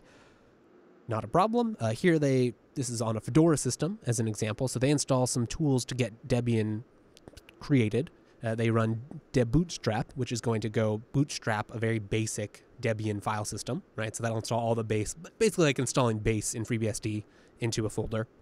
And then you just run systemd nspawn-d, pass that the argument of the folder you want to do, and give it a name, and that'll spin up a new thing. It'll build a mount namespace where the container only has access to that directory you passed it, and launches up a new container. So then you'll see this. You can run them non-interactively, but by default this will run it in interactive mode. So then you'll get a new prompt. You'll be in a shell inside the container, and you can go have at it. It also provides a bunch of nice tooling. One of the ones people use a lot is you can just pass it an argument to say use a shared network namespace. And so this is where some of the differences come into play. Jails obviously have features to share these things like you were talking about, but because containers are built on these like more granular primitives, you can stack whichever ones you might want. So a handy one in systemd nspawn is that you don't make a new network namespace. So then instead of having to deal with like making a new network namespace where you have to maybe you have to attach these VETH pairs and put them on a bridge and then run NAT so that they all have NAT behind your one public IP address or anything like that. You just share the public IP address. All of the systemd nspawns can see it. And so if you're running a make file that needs to go fetch some stuff from the internet, it just works. Systemd nspawn is mostly meant for like debugging, that sort of thing, not in a security situation where you wouldn't want to run it to run a host that you'd expose to the internet with untrusted users. That's not really what it has in mind. There's other tools for that, stuff like LXD or Docker. But but it's super handy, especially if you're just on a systemd system. You already have it installed, most likely. You can run containers all day. That's actually what I'm using to run a couple of the ones at my house just to play with it, and it works really well. And then, of course, there's like Docker itself. And where Docker really sets itself apart is being made with developers in mind, with a development life cycle. A lot of this other container stuff, while I don't like the delineation between developers and system administrators or ops people or any of that, there's some people that are more focused on running the systems, some people more focused on like the actual applications. And for a lot of stuff in the Linux world, there just wasn't that much focus on the people writing applications. There was a lot of like, well, here's how you can make containers and you can put stuff in them and configure them, but it didn't have any of the higher level stuff. And that's really what Docker brings. Docker brings like a whole workflow where you can install it on your own system. You can start using it, spin up Docker containers. They also really focus on one process or one service per container. And a lot of this is just so that you can use better resources, so that if you run less things in one C group, then you have less things that the out-of-memory killer will attack. You have less things that, you have more granular controls to be able to control all of those things. And so rather than run a full system container that has its own init process, Docker really focuses on just running like one process. Maybe it spawns a couple sub-processes, but you really want to just like, if you were running Postgres, you would have a file system that had enough stuff in it that Postgres needed, very minimal, and you would just run the Postgres process and allow the main system's init process to do all the normal init stuff, and then just run that process in a tiny little container, and then you spin up all of these. And then, to make that workflow work, Docker has these notions of images and the ability to share them. So there's this Docker hub, there's Docker files. You make a Docker file, you kind of specify, you say like, all right, well, you can start with just like a tarball that you can import from, but a lot of them, people have made those already, right? So Ubuntu publishes a package. There's a distribution called Alpine, which is really minimal. That one's very popular with Docker. Debian has them, Arch has them. And you can start with, say, like an Ubuntu container file system, tell it to install some apps, maybe tell it to install your custom application that you've built. It packages those all up in a layered file system and saves it off basically just as a tarball, but it has metadata with it. And so you can then you can upload it to a public repository. There's also a notion of private Docker repositories. We've got one at my office, for instance. And so that's super useful too, where you can then have multiple developers. It makes the Docker images into like a versioned binary artifact. So you can build one on your local machine, test it there, develop against it, then like have it, when you're happy with those changes, go push it through your build system. The build system will go build an official one, go test it in QA. It passes in QA. You use exactly the same bits on disk, the exact same package. You can move it right up into staging, move it right to production, and you have this you have the sameness principle. It's really well applied, and it makes it super simple to share. If you want to go test it locally because you're like, well, I think there might be a regression, you can just go talk to the registry, say, pull this down, put it on my machine. Docker handles all that very fluently. Now, you could do that with all the other tools on Linux and anywhere else. It's just that Docker really put a lot of the focus into that because they wanted developers to adopt it and not just people who are trying to run secure systems. Okay, you mentioned a layered file system. Yeah. Explain what that is. So there's multiple aspects of it. Docker, not all the time. Just an overview because I'm trying to understand what it is. It uses something called, it's used several of them, but the most recent one is Overlay FS. Actually, here, let's see. Overlay file system. It sounds like nullfs mounting or like a union FS almost. Yeah. Overlay FS allows one, usually read-write directory tree to be overlaid onto another read-only directory tree. All modifications go to the upper writable layer. Yeah. Oh, yeah, there it is. It said union right there. Yeah, union. Yep, there you go. I understand now. It's similar to like a copy on write where you take a snapshot or a clone of a file system, and then all the underlying stuff is still there, and anyone that's sharing it is still there, but right. Local writes are local only. So yeah, okay. And that's a good point there. Copy on write is also a huge part to a lot of container systems, just in that like Docker can interface with Btrfs, ZFS, device mapper, thin provisioning, as well as these overlay file systems. So you have copy on write either on the block layer or the file system layer or on the per file layer, depending on which way you do it. But all of those are to make it really easy to spin up, like you were talking about earlier, spin up multiple versions of the same thing without having to wait. Yeah. So if you took your you mentioned Postgres. Yeah. Where does the database file live? In the container, or you specify it somewhere outside the container? That's a storage layer, or? Yes, and that's an interesting example. Databases in particular in containers are somewhat of a debated topic in how you want to do it. A lot of what Docker focuses on outside of that is like a popular term is 12-factor apps. And so these are apps like mostly stateless apps that run and talk to other distributed systems, thinking like microservices style. So you'd spin up something in a Docker image, it goes and talks to SQS, and it talks to a database connection over here, and it sends its logs either standard out or to another, like a log reception service somewhere. And that's what makes it very like composable, runnable. You get into things like container runtimes and container orchestration systems like Kubernetes or Docker Swarm. You can also do stateful systems, and then by default, yes, the database will be created in the container, but Docker has a notion of data volumes. And so you can have volumes that are basically like persistent containers that are just there to store data. You can also mount directories from the host or pass through devices into the container if you want to do it that way.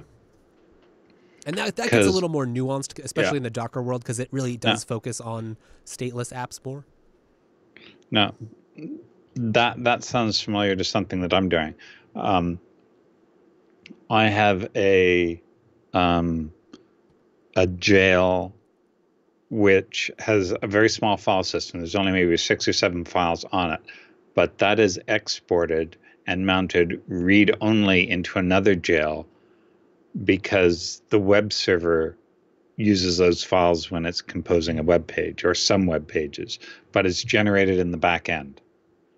And the back end and the front end actually have no shared systems apart from like that. So every 10 minutes or so, these files get regenerated and used in one of the statistics page. Say we have this many ports, there's this many forbidden, there's this many. So it's generated in the back end based upon when a commit happens. So if there had been no commits to the FreeBSD ports tree, none of these statistics have changed. Therefore, we don't have to compute them. So once a commit comes in, it erases that file. Next person that needs to reference that file says, oh, this file doesn't exist. Let's generate the stats to populate that file. And there you've got the latest stats. But it's generated in the back end. What was the other thing you're talking about? Oh, you're talking about networking. And I was saying, ooh, how does my host redirect incoming HTTPS and HTTP requests to the jail, which is where Nginx is running?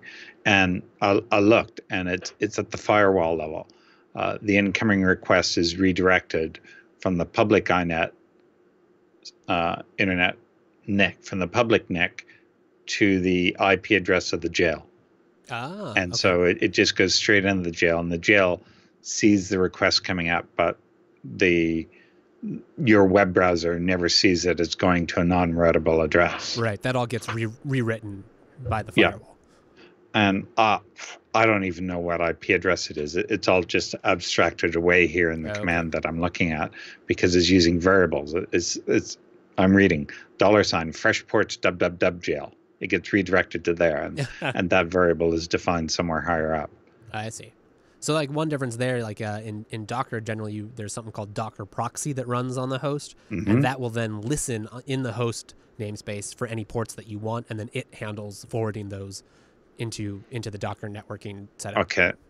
All right. So it's listening for stuff on various ports, and you say, listen for port 80, for example, and redirect it to this container. Yes, exactly. Okay, so that's sort of at a different layer. On FreeBSD, the standard way to do that is with your firewall. In my case, that would be PF. Yeah. And it would be redirected that way. And you can definitely do that. And so if you were doing containers by hand, that's probably what you'd do, where you'd have to set that up yourself. Whereas Docker will automatically set up like a Docker bridged interface, and then each Docker container gets its own network namespace and gets a vEth pair that goes in the container and then gets added to the bridge, and then you have a public, kind of like we were talking about with jails, where then you have a private network there, and then Docker, rather than do it does some IP table stuff, but it also just runs this proxy and then forwards into that network. But you could do it all without that. And so that's where, like when Docker refactored into libcontainer in the back end, there's also this front end for it called runc, and it's basically like all the underlying parts of Docker, but without all the helpers and REST API and all that stuff that sits in that's like the bulk of the Docker daemon. And then there's this little part that actually does the like syscalls to set up a container, and the rest is all just orchestration layers. So I think that's really where the value add, or where people are excited about containers on Linux, is that we have more. They've taken the abstractions and kind of packaged them up into APIs and workflows that people who aren't experts in syscalls and running systems can interface with. I can see the value there when you're like going back to the original Google containers, which I was reviewing the PHK article while you were talking, and I scrolled down to the bottom, and that post that we were reading from was actually prompted by Google announcing in something 2014 of all their containers, like 2 billion containers a day. And I can see if you're deploying stuff on a regular basis, like you're ramping up, like I think of Tarsnap. Yeah. I'm sure that backups do not occur on a flat curve. If you were to look at all the data flowing into Tarsnap, it wouldn't be a flat curve. I'm sure that there's peaks and valleys, and that he has to deploy additional resources to cater for that. And I'm sure it's all entirely automated to meet demand. And I'm sure that is also what happens at Google. Not that they're deploying new servers, but when they go to roll out a new process or a new version of software, it's all highly automated because they're shoving it out into thousands and thousands of servers. Yes. And I can see that if you're at that level of automation, you need that. But if you're not pushing out new stuff on an unattended environment, then you don't need it. But if you are, I can see the definite advantage of it. Yeah. Oh, definitely. I would agree with you.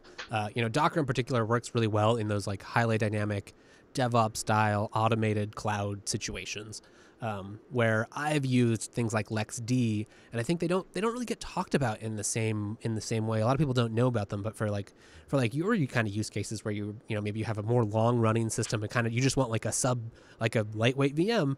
That's definitely, I would say it's like a lot more like jails. It usually runs, it has all the stuff to run a full init system and everything else in the container. You interact with it much like you would a running VM, and it's more set up to have persistent state and all those sorts of things. Yeah. Whereas what Colin is doing with Tarsnap, I'm guessing, Colin will correct us if we're wrong. He's running FreeBSD instances, and he's just spinning them up on AWS as required. And I'm sure that there's a template there, and it's all handled by AWS. He doesn't have to worry about it. I think he maintains the FreeBSD AMI, doesn't he? Yes, he does. Oh. He does. He's certainly a neat dude, that's for sure. Yeah. Well, he has a vested interest in having the AMI working. That's an entire moneymaker there. Is running AWS. Yeah, well, everyone benefits. Well, we've certainly rambled a whole bunch about all kinds of things. Is there anything else you want to chat about before we move on with the show? Any questions, things I left unexplained, or things you're left confused about?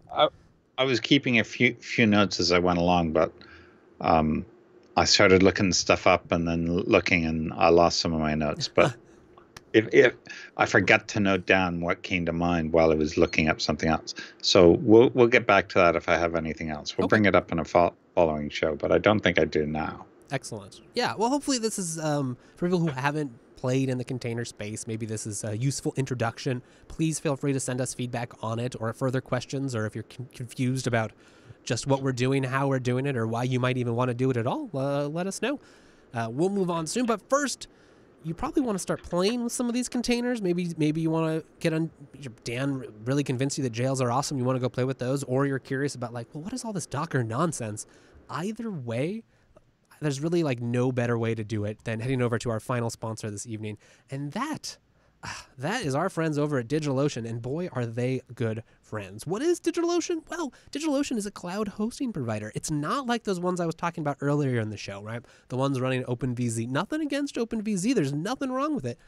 But DigitalOcean runs on top of KVM. What's KVM? Oh, it's the Linux hypervisor. So DigitalOcean gives you real VMs running on that awesome KVM hypervisor. You can run whatever kernel you want. It's a full virtual machine running in the cloud in their awesome data centers. They've got them all over the world. They're opening new ones all the time.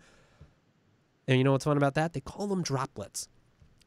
It's a ton of fun. And you can spin one up in just 55 seconds. They've got all the OSs you're probably going to want, including FreeBSD and the latest Ubuntu, Container Linux, Fedora, pretty much anything that you're going to want to run in the cloud.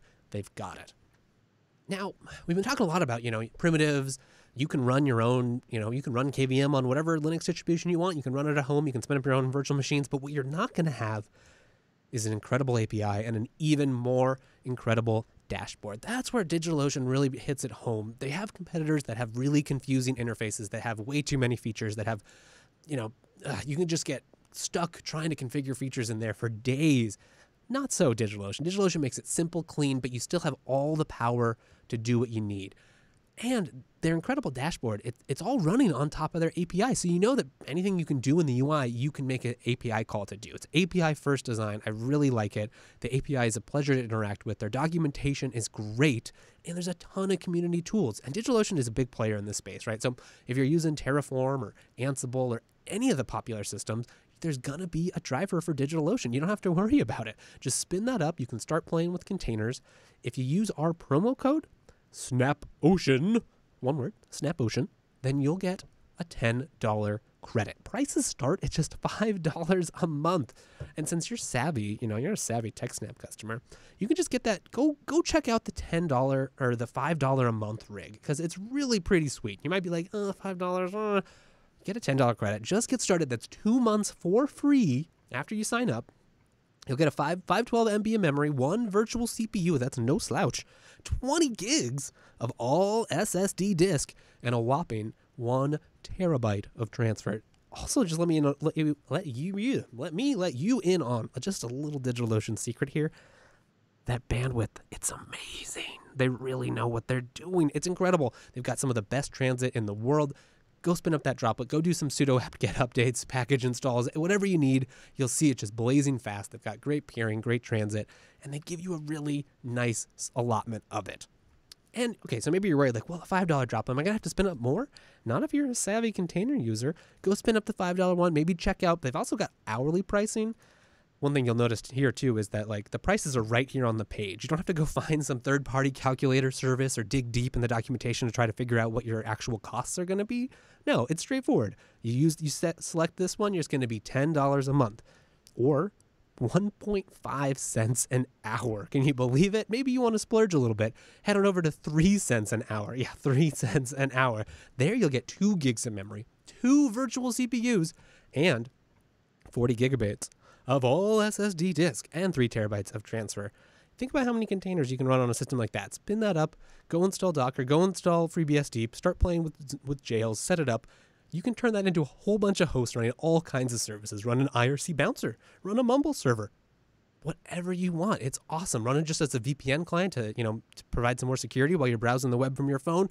Any small project, small business idea in your next startup, run it on DigitalOcean. And they've got a ton of new features that you've come to expect from other competitors. DigitalOcean just does them better. So they've got firewalls, cloud firewalls. You don't have to learn about IPFW. You don't have to learn about IP tables. Cloud firewalls can help you configure that from their simple API, simple dashboard. They've got attachable block storage. So if you just want to, you need a whole bunch more space for your awesome ZFS array, no problem. DigitalOcean's got that too. They've got monitoring, and they've just announced object storage. It's called Spaces, and true to DigitalOcean, it's super simple to get started with. It's $5 a month. You get a whopping amount of storage, a huge, I think it's 250 gigs of storage, 1 terabyte of transfer, all for $5 a month. Then you can just use their API. Maybe you need to post things there. You want to have backups kept up there. You want to serve static websites. You can play with all that stuff in Spaces. They're actively developing it. So go check it out. Go try it. Go play with it. Let us know what you think. Let them know what you think. They've been doing a number of great surveys. And go check out their community because they work really hard. They have real editors who take community contributions and turn them into some of the best documentations on the internet. While we were preparing for this episode, I found a bunch of great DigitalOcean articles explaining about containers, explaining how to get started with Docker on DigitalOcean, so you really can't go wrong. Go use our promo code SNAPOcean. That says thank you to DigitalOcean, and we mean it, for sponsoring the TechSnap program. Alrighty, well, we'll take a quick break and be right back with the feedback. Yes.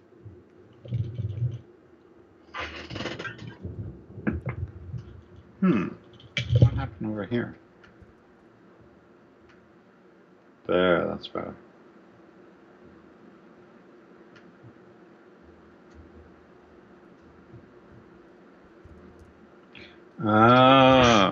Sometimes I forget my basics. It's Command-Shift-4? Yes. We all do sometimes. There's no shame in it. Command-Shift-4. There, now I can do a screenshot. Space. Space. Space.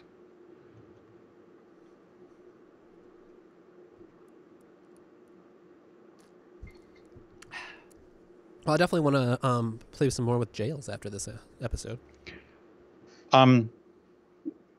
They are fun. Michael Lucas said he figures I use way more Jails than he does, but I think I just run into more obscure problems than he does. Yeah, okay, that's fair.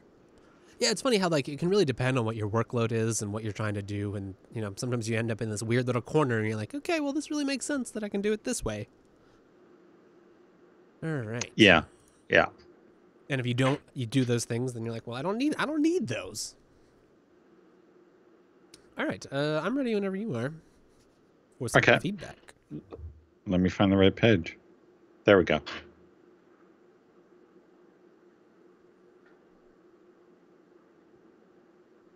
Now it's time for feedback, our favorite segment in the show, where we get to hear from you, our wonderful audience. First up, we're over at Twitter. Goran J writes, "Hey, TechSnap Dan, can you share the laptop stand brand and model, please? It looks really neat." Oh, that's your old laptop on this image, though, isn't it, Dan? Yeah, that's my... You've gotten fancier. 2011, I think it's 2011 laptop, MacBook Pro. And that's the one that I used to use when we were doing the podcast. And it would just sit in that laptop stand, which is actually in a different position now. I've rearranged the desk slightly. But yeah, that laptop stand, I forget what brand it is. Let me click on the link. Yeah, I don't even think we see the manufacturer. It's just some universal thing. It's very beefy though. It just attaches to your desk, and then there's a double arm that swings out, and then you can tilt and pan the tray that the laptop sits on. So it's just basically, what I liked about it is it had this little ledge at the bottom, and it almost looks like what you would place sheet music on if you were playing music in an orchestra. It just has this little lip at the bottom that the laptop will slide down on, because at one time I actually had that thing almost vertical, sitting underneath off in the corner, but now I have it pretty much horizontal, and that just serves as a handle when I grab the stand.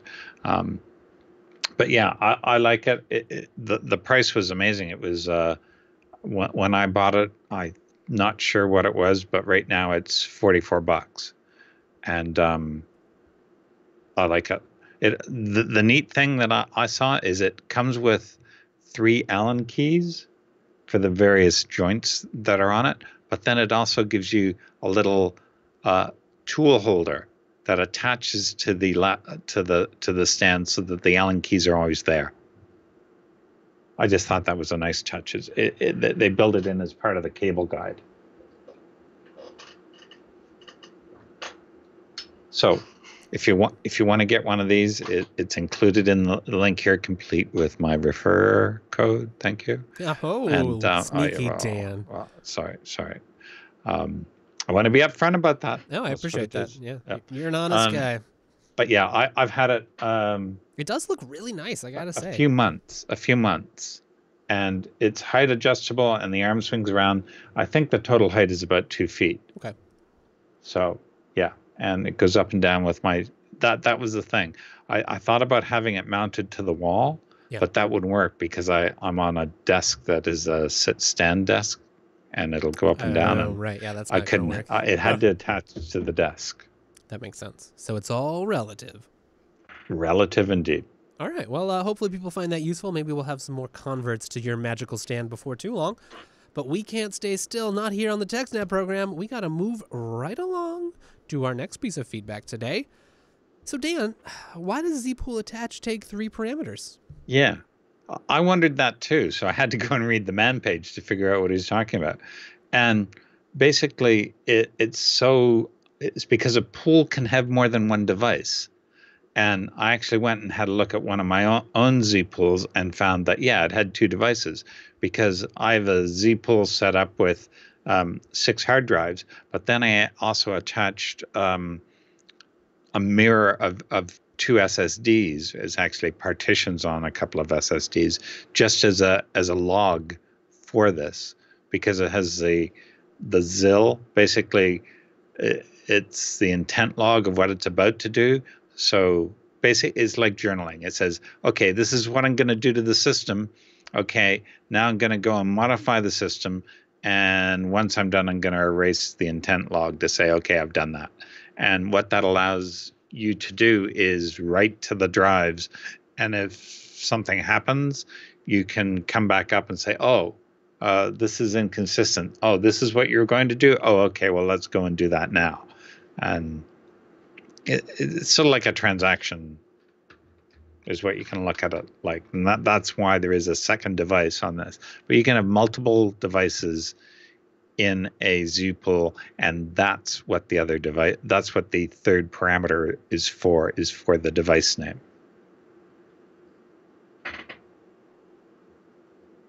That makes sense. So generally you just say zpool attached to this pool, this new device, which may not be the old device, but it's a new device that you're adding in. So yeah. Okay. Well, that's very helpful. Thank you, Dan. You're welcome. Hopefully that answers all the questions we've got today. If that didn't, or you have follow-up questions or just new questions of your own, feedback about this or past episodes, it's pretty easy to send it to us. JupiterBroadcasting.com/contact. There you'll find a drop-down page. Just select TechSnap from the drop-down, type in your message, hit send, and you're done. There's also techsnap.reddit.com. And as you've just seen, you can find us both on Twitter. That's it for today's feedback. Please do send us some feedback. It's ever so lovely. And stay tuned. We'll be right back with the roundup.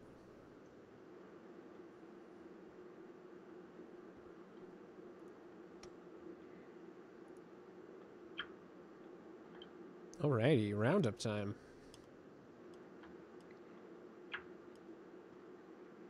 Now, let's swap the order just to finish on a positive note. Sure.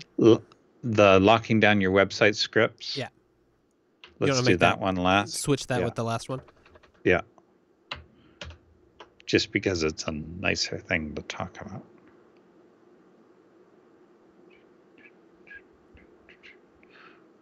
Cover your assets. There's that.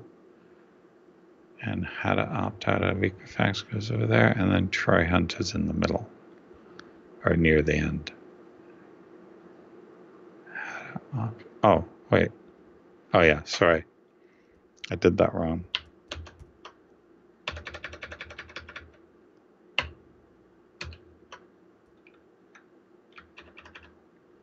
What I used to do automatically is now very painful. There we go. Okay, so it's bikes, assets, website scripts, CIA, and Equifax. All right, 1 second. Yep.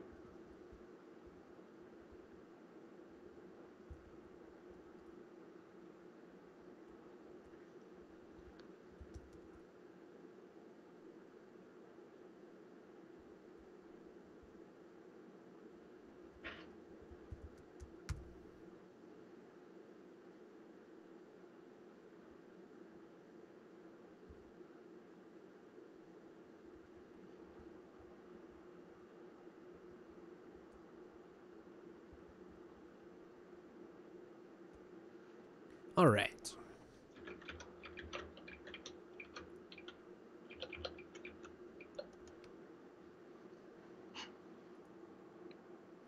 You ready? Yes.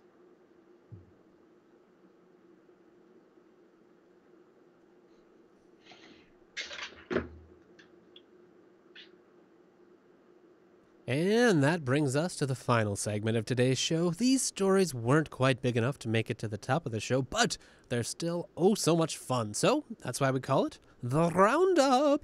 Roundup. First up in today's Roundup, what happens to the information you give to bike share companies? You know, there's been a couple new bike share companies around the Seattle metro area. There's like 3 different kinds, all sorts of colors. It's a very colorful scene with all these bikes around the streets. You got to sign up with an app, and I've been asking this question, like, what happens? Yeah, I started listening to this, and unfortunately, I thought it was ABC America, but no, it's ABC Australia, which is even more interesting because they're talking about what's going on in Australia, because there are various new bike share companies coming in, especially a lot of foreign-owned bike companies starting up these ride-share deals. And basically, you sign up, give them credit card information, and then it gives you a list of where the bikes are. And the bikes are not necessarily at a central corral like you see a lot of places. They're just left somewhere. When you're done with them, you just leave them. And I'm guessing that what you do with the app is you walk up to the bike and you say, okay, I'm going to share this one. And the app unlocks the bike for you. And then when you're done with it, you go back into the app and say, okay, I'm done with it. And then it locks the bike for you. I can see an attack vector there. Someone's riding along with a bike and you say, okay, they're done with the bike, and it locks it while you're riding. Because it's a lock through the spokes. It's like fingers that come in through the spokes. Oh, yeah. But yeah, exactly. Yeah. So they're just basically talking about problems that are happening with this. They're talking about bikes being left all over the place and just abandoned on street corners and stuff like that. And people are complaining. It's one thing to have a central corral, but when the bikes are just left around, yeah, it's not good. But they were, I think the issue about what happens with this information is just a side thing. I think that's a teaser that they've got to get you to listen to this, when really the biggest problem that they seem to talk about within the news article is the cultural effect of having the bicycles, just dropping them where you want them. Yeah, okay. That makes sense. All right. Well, that's somewhat interesting, and I'm happy to see more bike shares, but yeah, it seems to be something we're trying to figure out as a society, so more power to us, and maybe someday it'll work well. Mm-hmm. Okay, next up. Cover your assets. Yes. So is this some sort of tool? What is this? Well, we're not going to dwell on this very long, but someone wrote in about this after we're talking about referencing a problem that I had with a DigitalOcean droplet, where after I rebooted it didn't do what I want, and how I fix it. So they said this is a way to back up your whatever system it is, and it just runs in the Bash shell, and it's easy back up of core Linux. And any Unix system, FreeBSD, OpenBSD, Solaris, etc., and is completely file system agnostic. Oh. And works on, but is not limited to, all these other things. So basically, you can easily automate and keep backups of the system itself, which he says offers great protection. I'm guessing it's he. I don't actually know who runs this, but yeah, there's nothing There's nothing I know about it that I can tell you apart from what I've read here. And if anyone's using it, let us know. It's an interesting little thing, but I've not used it. Yeah, no, me either. I had not heard of it, but thank you to the person recommending it. I'll have to check it out. All you need is bash, sudo, and curl. I have those, so that's great. Easy peasy. Standard command. It says standard commands like rsync. I don't know of any. rsync is standard on some operating systems. I feel like I've had to install it. Yeah.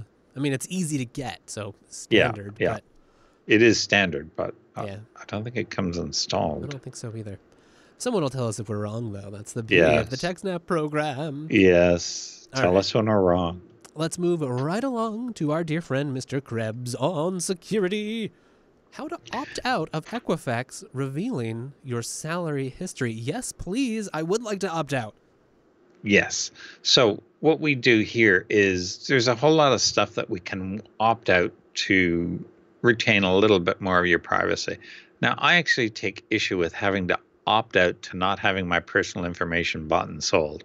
I think I should have to opt into that. Thank you very much. I would I would agree. like something to be done about this. But basically, he goes through how you can opt out of that. And it's just basically the work number employment report is what it talks about. And you have to send your request via mail, snail mail, and do that. Or you can contact us on the web. Now, it's not exactly clear what the potential consequences of freezing your file with the work number is, but he basically talks about that. And yeah, why companies can buy and sell this information, I don't know. It seems to be extremely personal. Yeah, it really does. And without, like you're saying, like you're not opting into it. You're not ever signing this form that says like, yes, I know that I have to agree to this in order to qualify for such and such. It just all happens without you realizing it. Yeah. Basically, 70,000 approved entities in Equifax's verifier network with a permissible purpose can purchase his employment and income information for about $20. Wow. That's 70,000 approved entities. I bet you it's not very hard to get approved. We don't get to do that, right? Like we have to go through this approval process. I can't just go be like, hey, tell me about myself. Anyway. Yeah, exactly. You're getting me all riled up, Dan. Yes. All right. Well, continuing in this, over here, we've got some news over at IT Wire that the CIA created code to impersonate Kaspersky Lab, at least according to WikiLeaks. Yeah. Now, some people will say, don't trust what WikiLeaks is saying. It's not always necessarily true. And I don't know. But I wouldn't be surprised if the CIA did do this, because it sounds entirely plausible to me.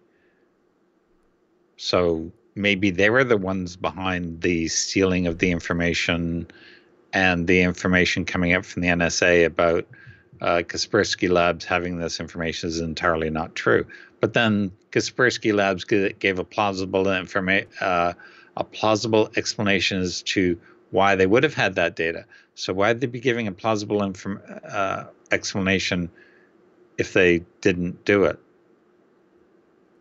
Yeah, right? That is kind of yeah, if they didn't do it, then like, okay, well then where's this plausible explanation coming from? Or do you just not know what your right hand is doing? Like, how does that work? Well, I admit I haven't completely read the whole article. I haven't thought through it. Right. Well, that's why it's in the roundup. Maybe the two things are not connected. There's only one way to find out. Maybe the impersonating the Kaspersky Lab is not related at all to Kaspersky having top secret NSA documents. Right. Yeah. Very well true.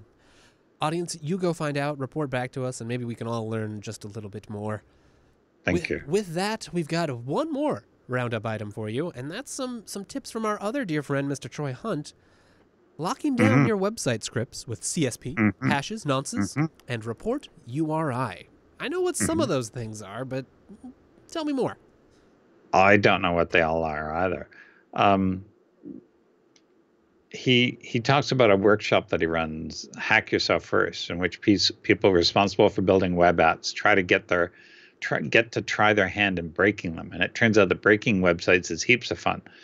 And basically they start to cover cross-site scripting and how to get around that, and how to use nonces.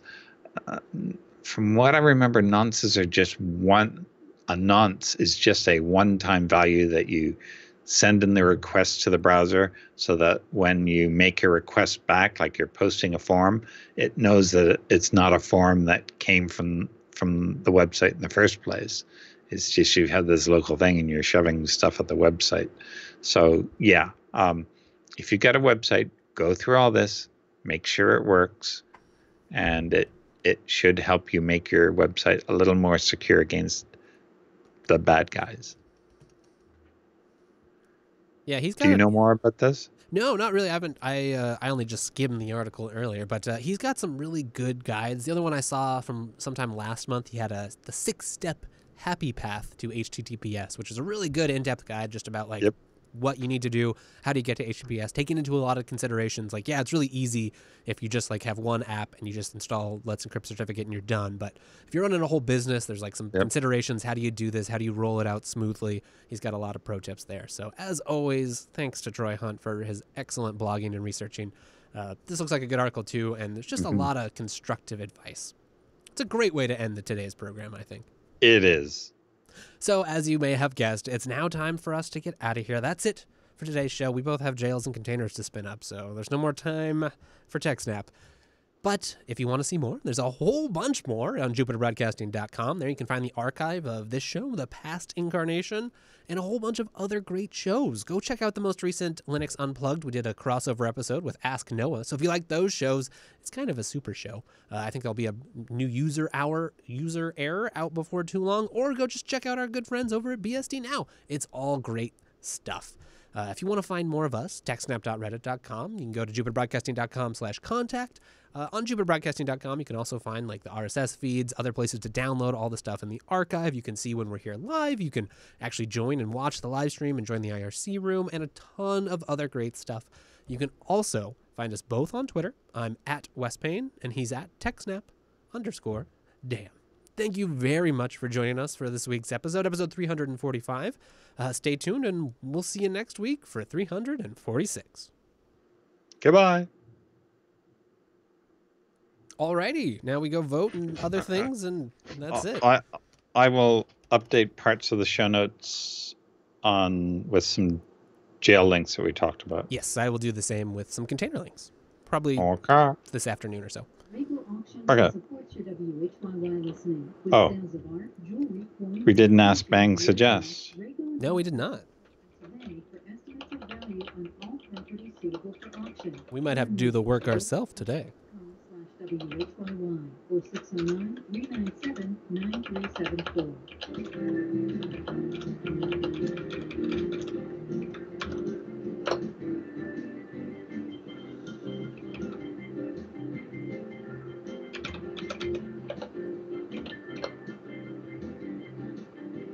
All right. Guess I can put on some music for us here too. No suggestions whatsoever. All right. Well, something containery.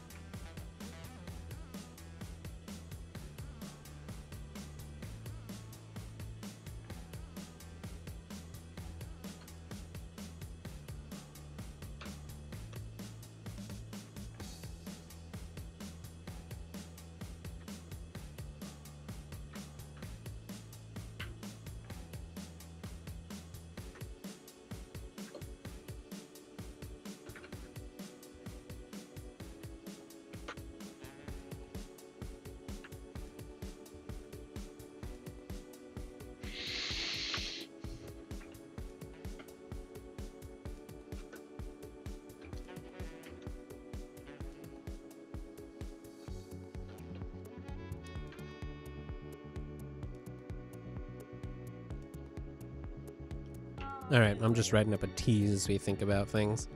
Okay.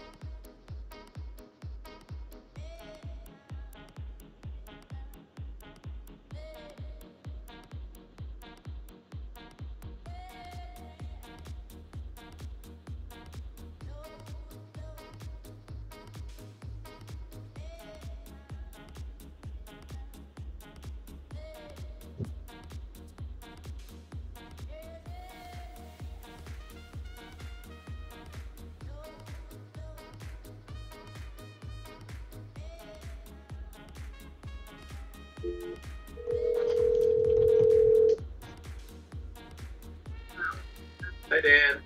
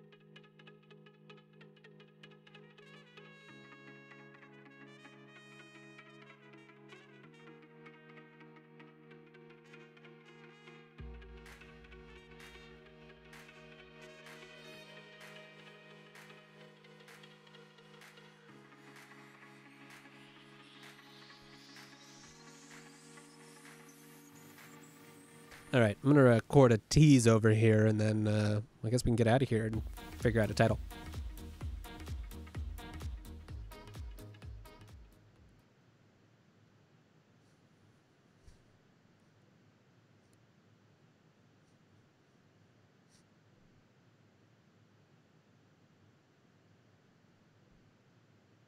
Coming up on this week's episode of TechSnap. We can't contain our excitement as we deep dive. Nope, dive deep. All right, one more time here.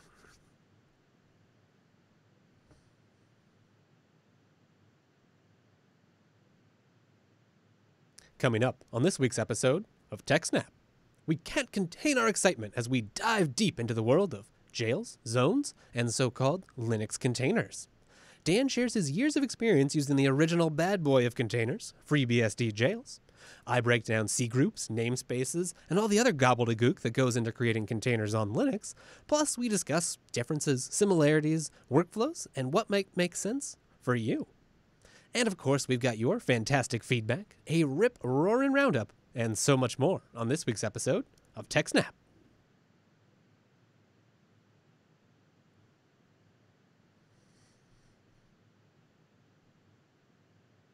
Coming up on this week's episode of TechSnap.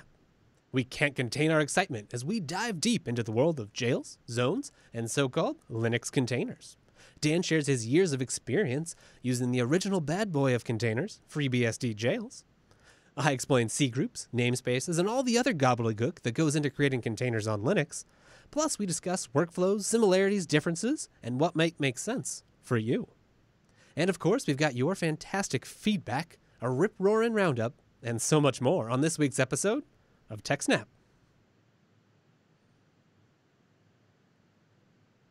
Alrighty.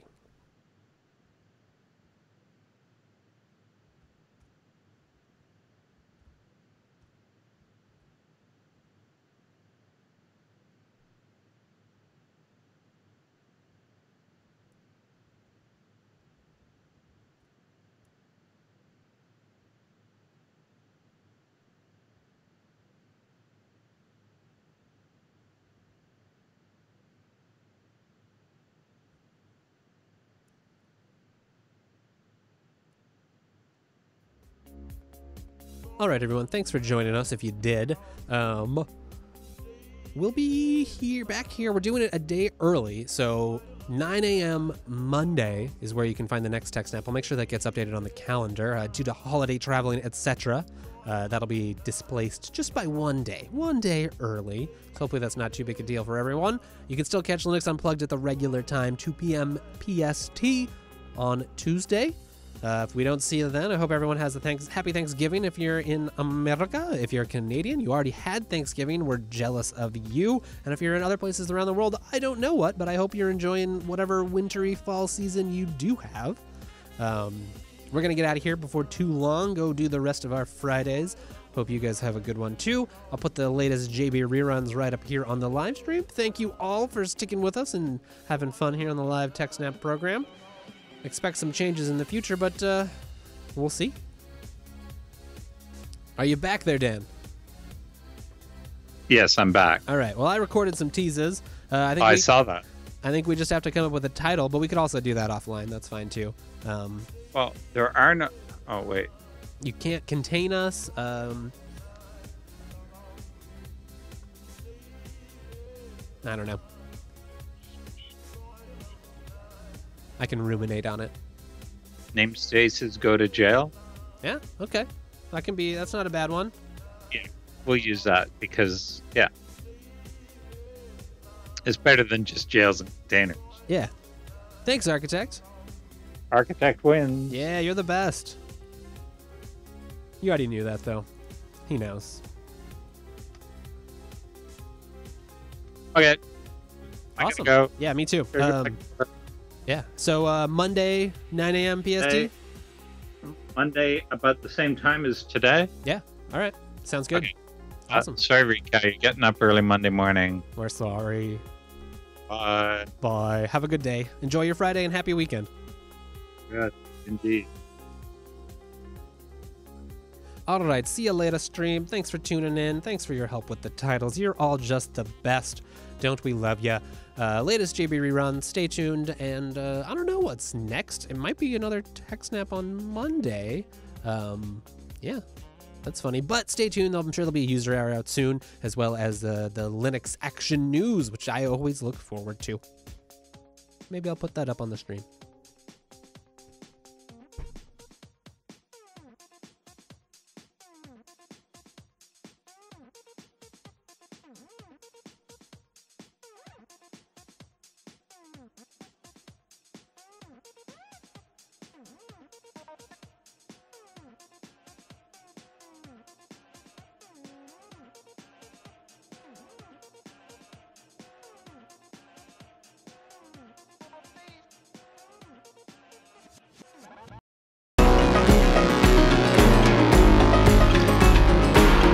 Hello and welcome to Linux Action News, our weekly take on Linux and the open source world. This is episode 27, recorded on November 12th, 2017. I'm Chris. And I'm Joe. Hello, Joe. It's good to be connected with you again. And as we're recording this particular episode, Bitcoin is on a bit of a nosedive. Yeah, which is a bit surprising to me, because I thought it would rally after this Segwit 2x fork was called off. Yeah, we talked about this fork a couple of weeks ago on the show, and it was that big idea of increasing the size of the individual blockchain storage to 2 megabytes. Yeah, it was kind of a compromise between original Bitcoin and Bitcoin Gold, and it was looking like it was definitely going to happen, and then at the last minute, they called it off. And so I don't understand why the price has dropped, really, because I thought that yet more fragmentation in Bitcoin would have been bad for the market. I agree. It's kind of odd, too, since the official reason for calling it off was to decrease potential user confusion in the next several weeks and to keep people focused on mainline Bitcoin. So now we're seeing a big drop, and I've been watching the Twitters and a few people I follow that are involved in Bitcoin and blockchain development projects.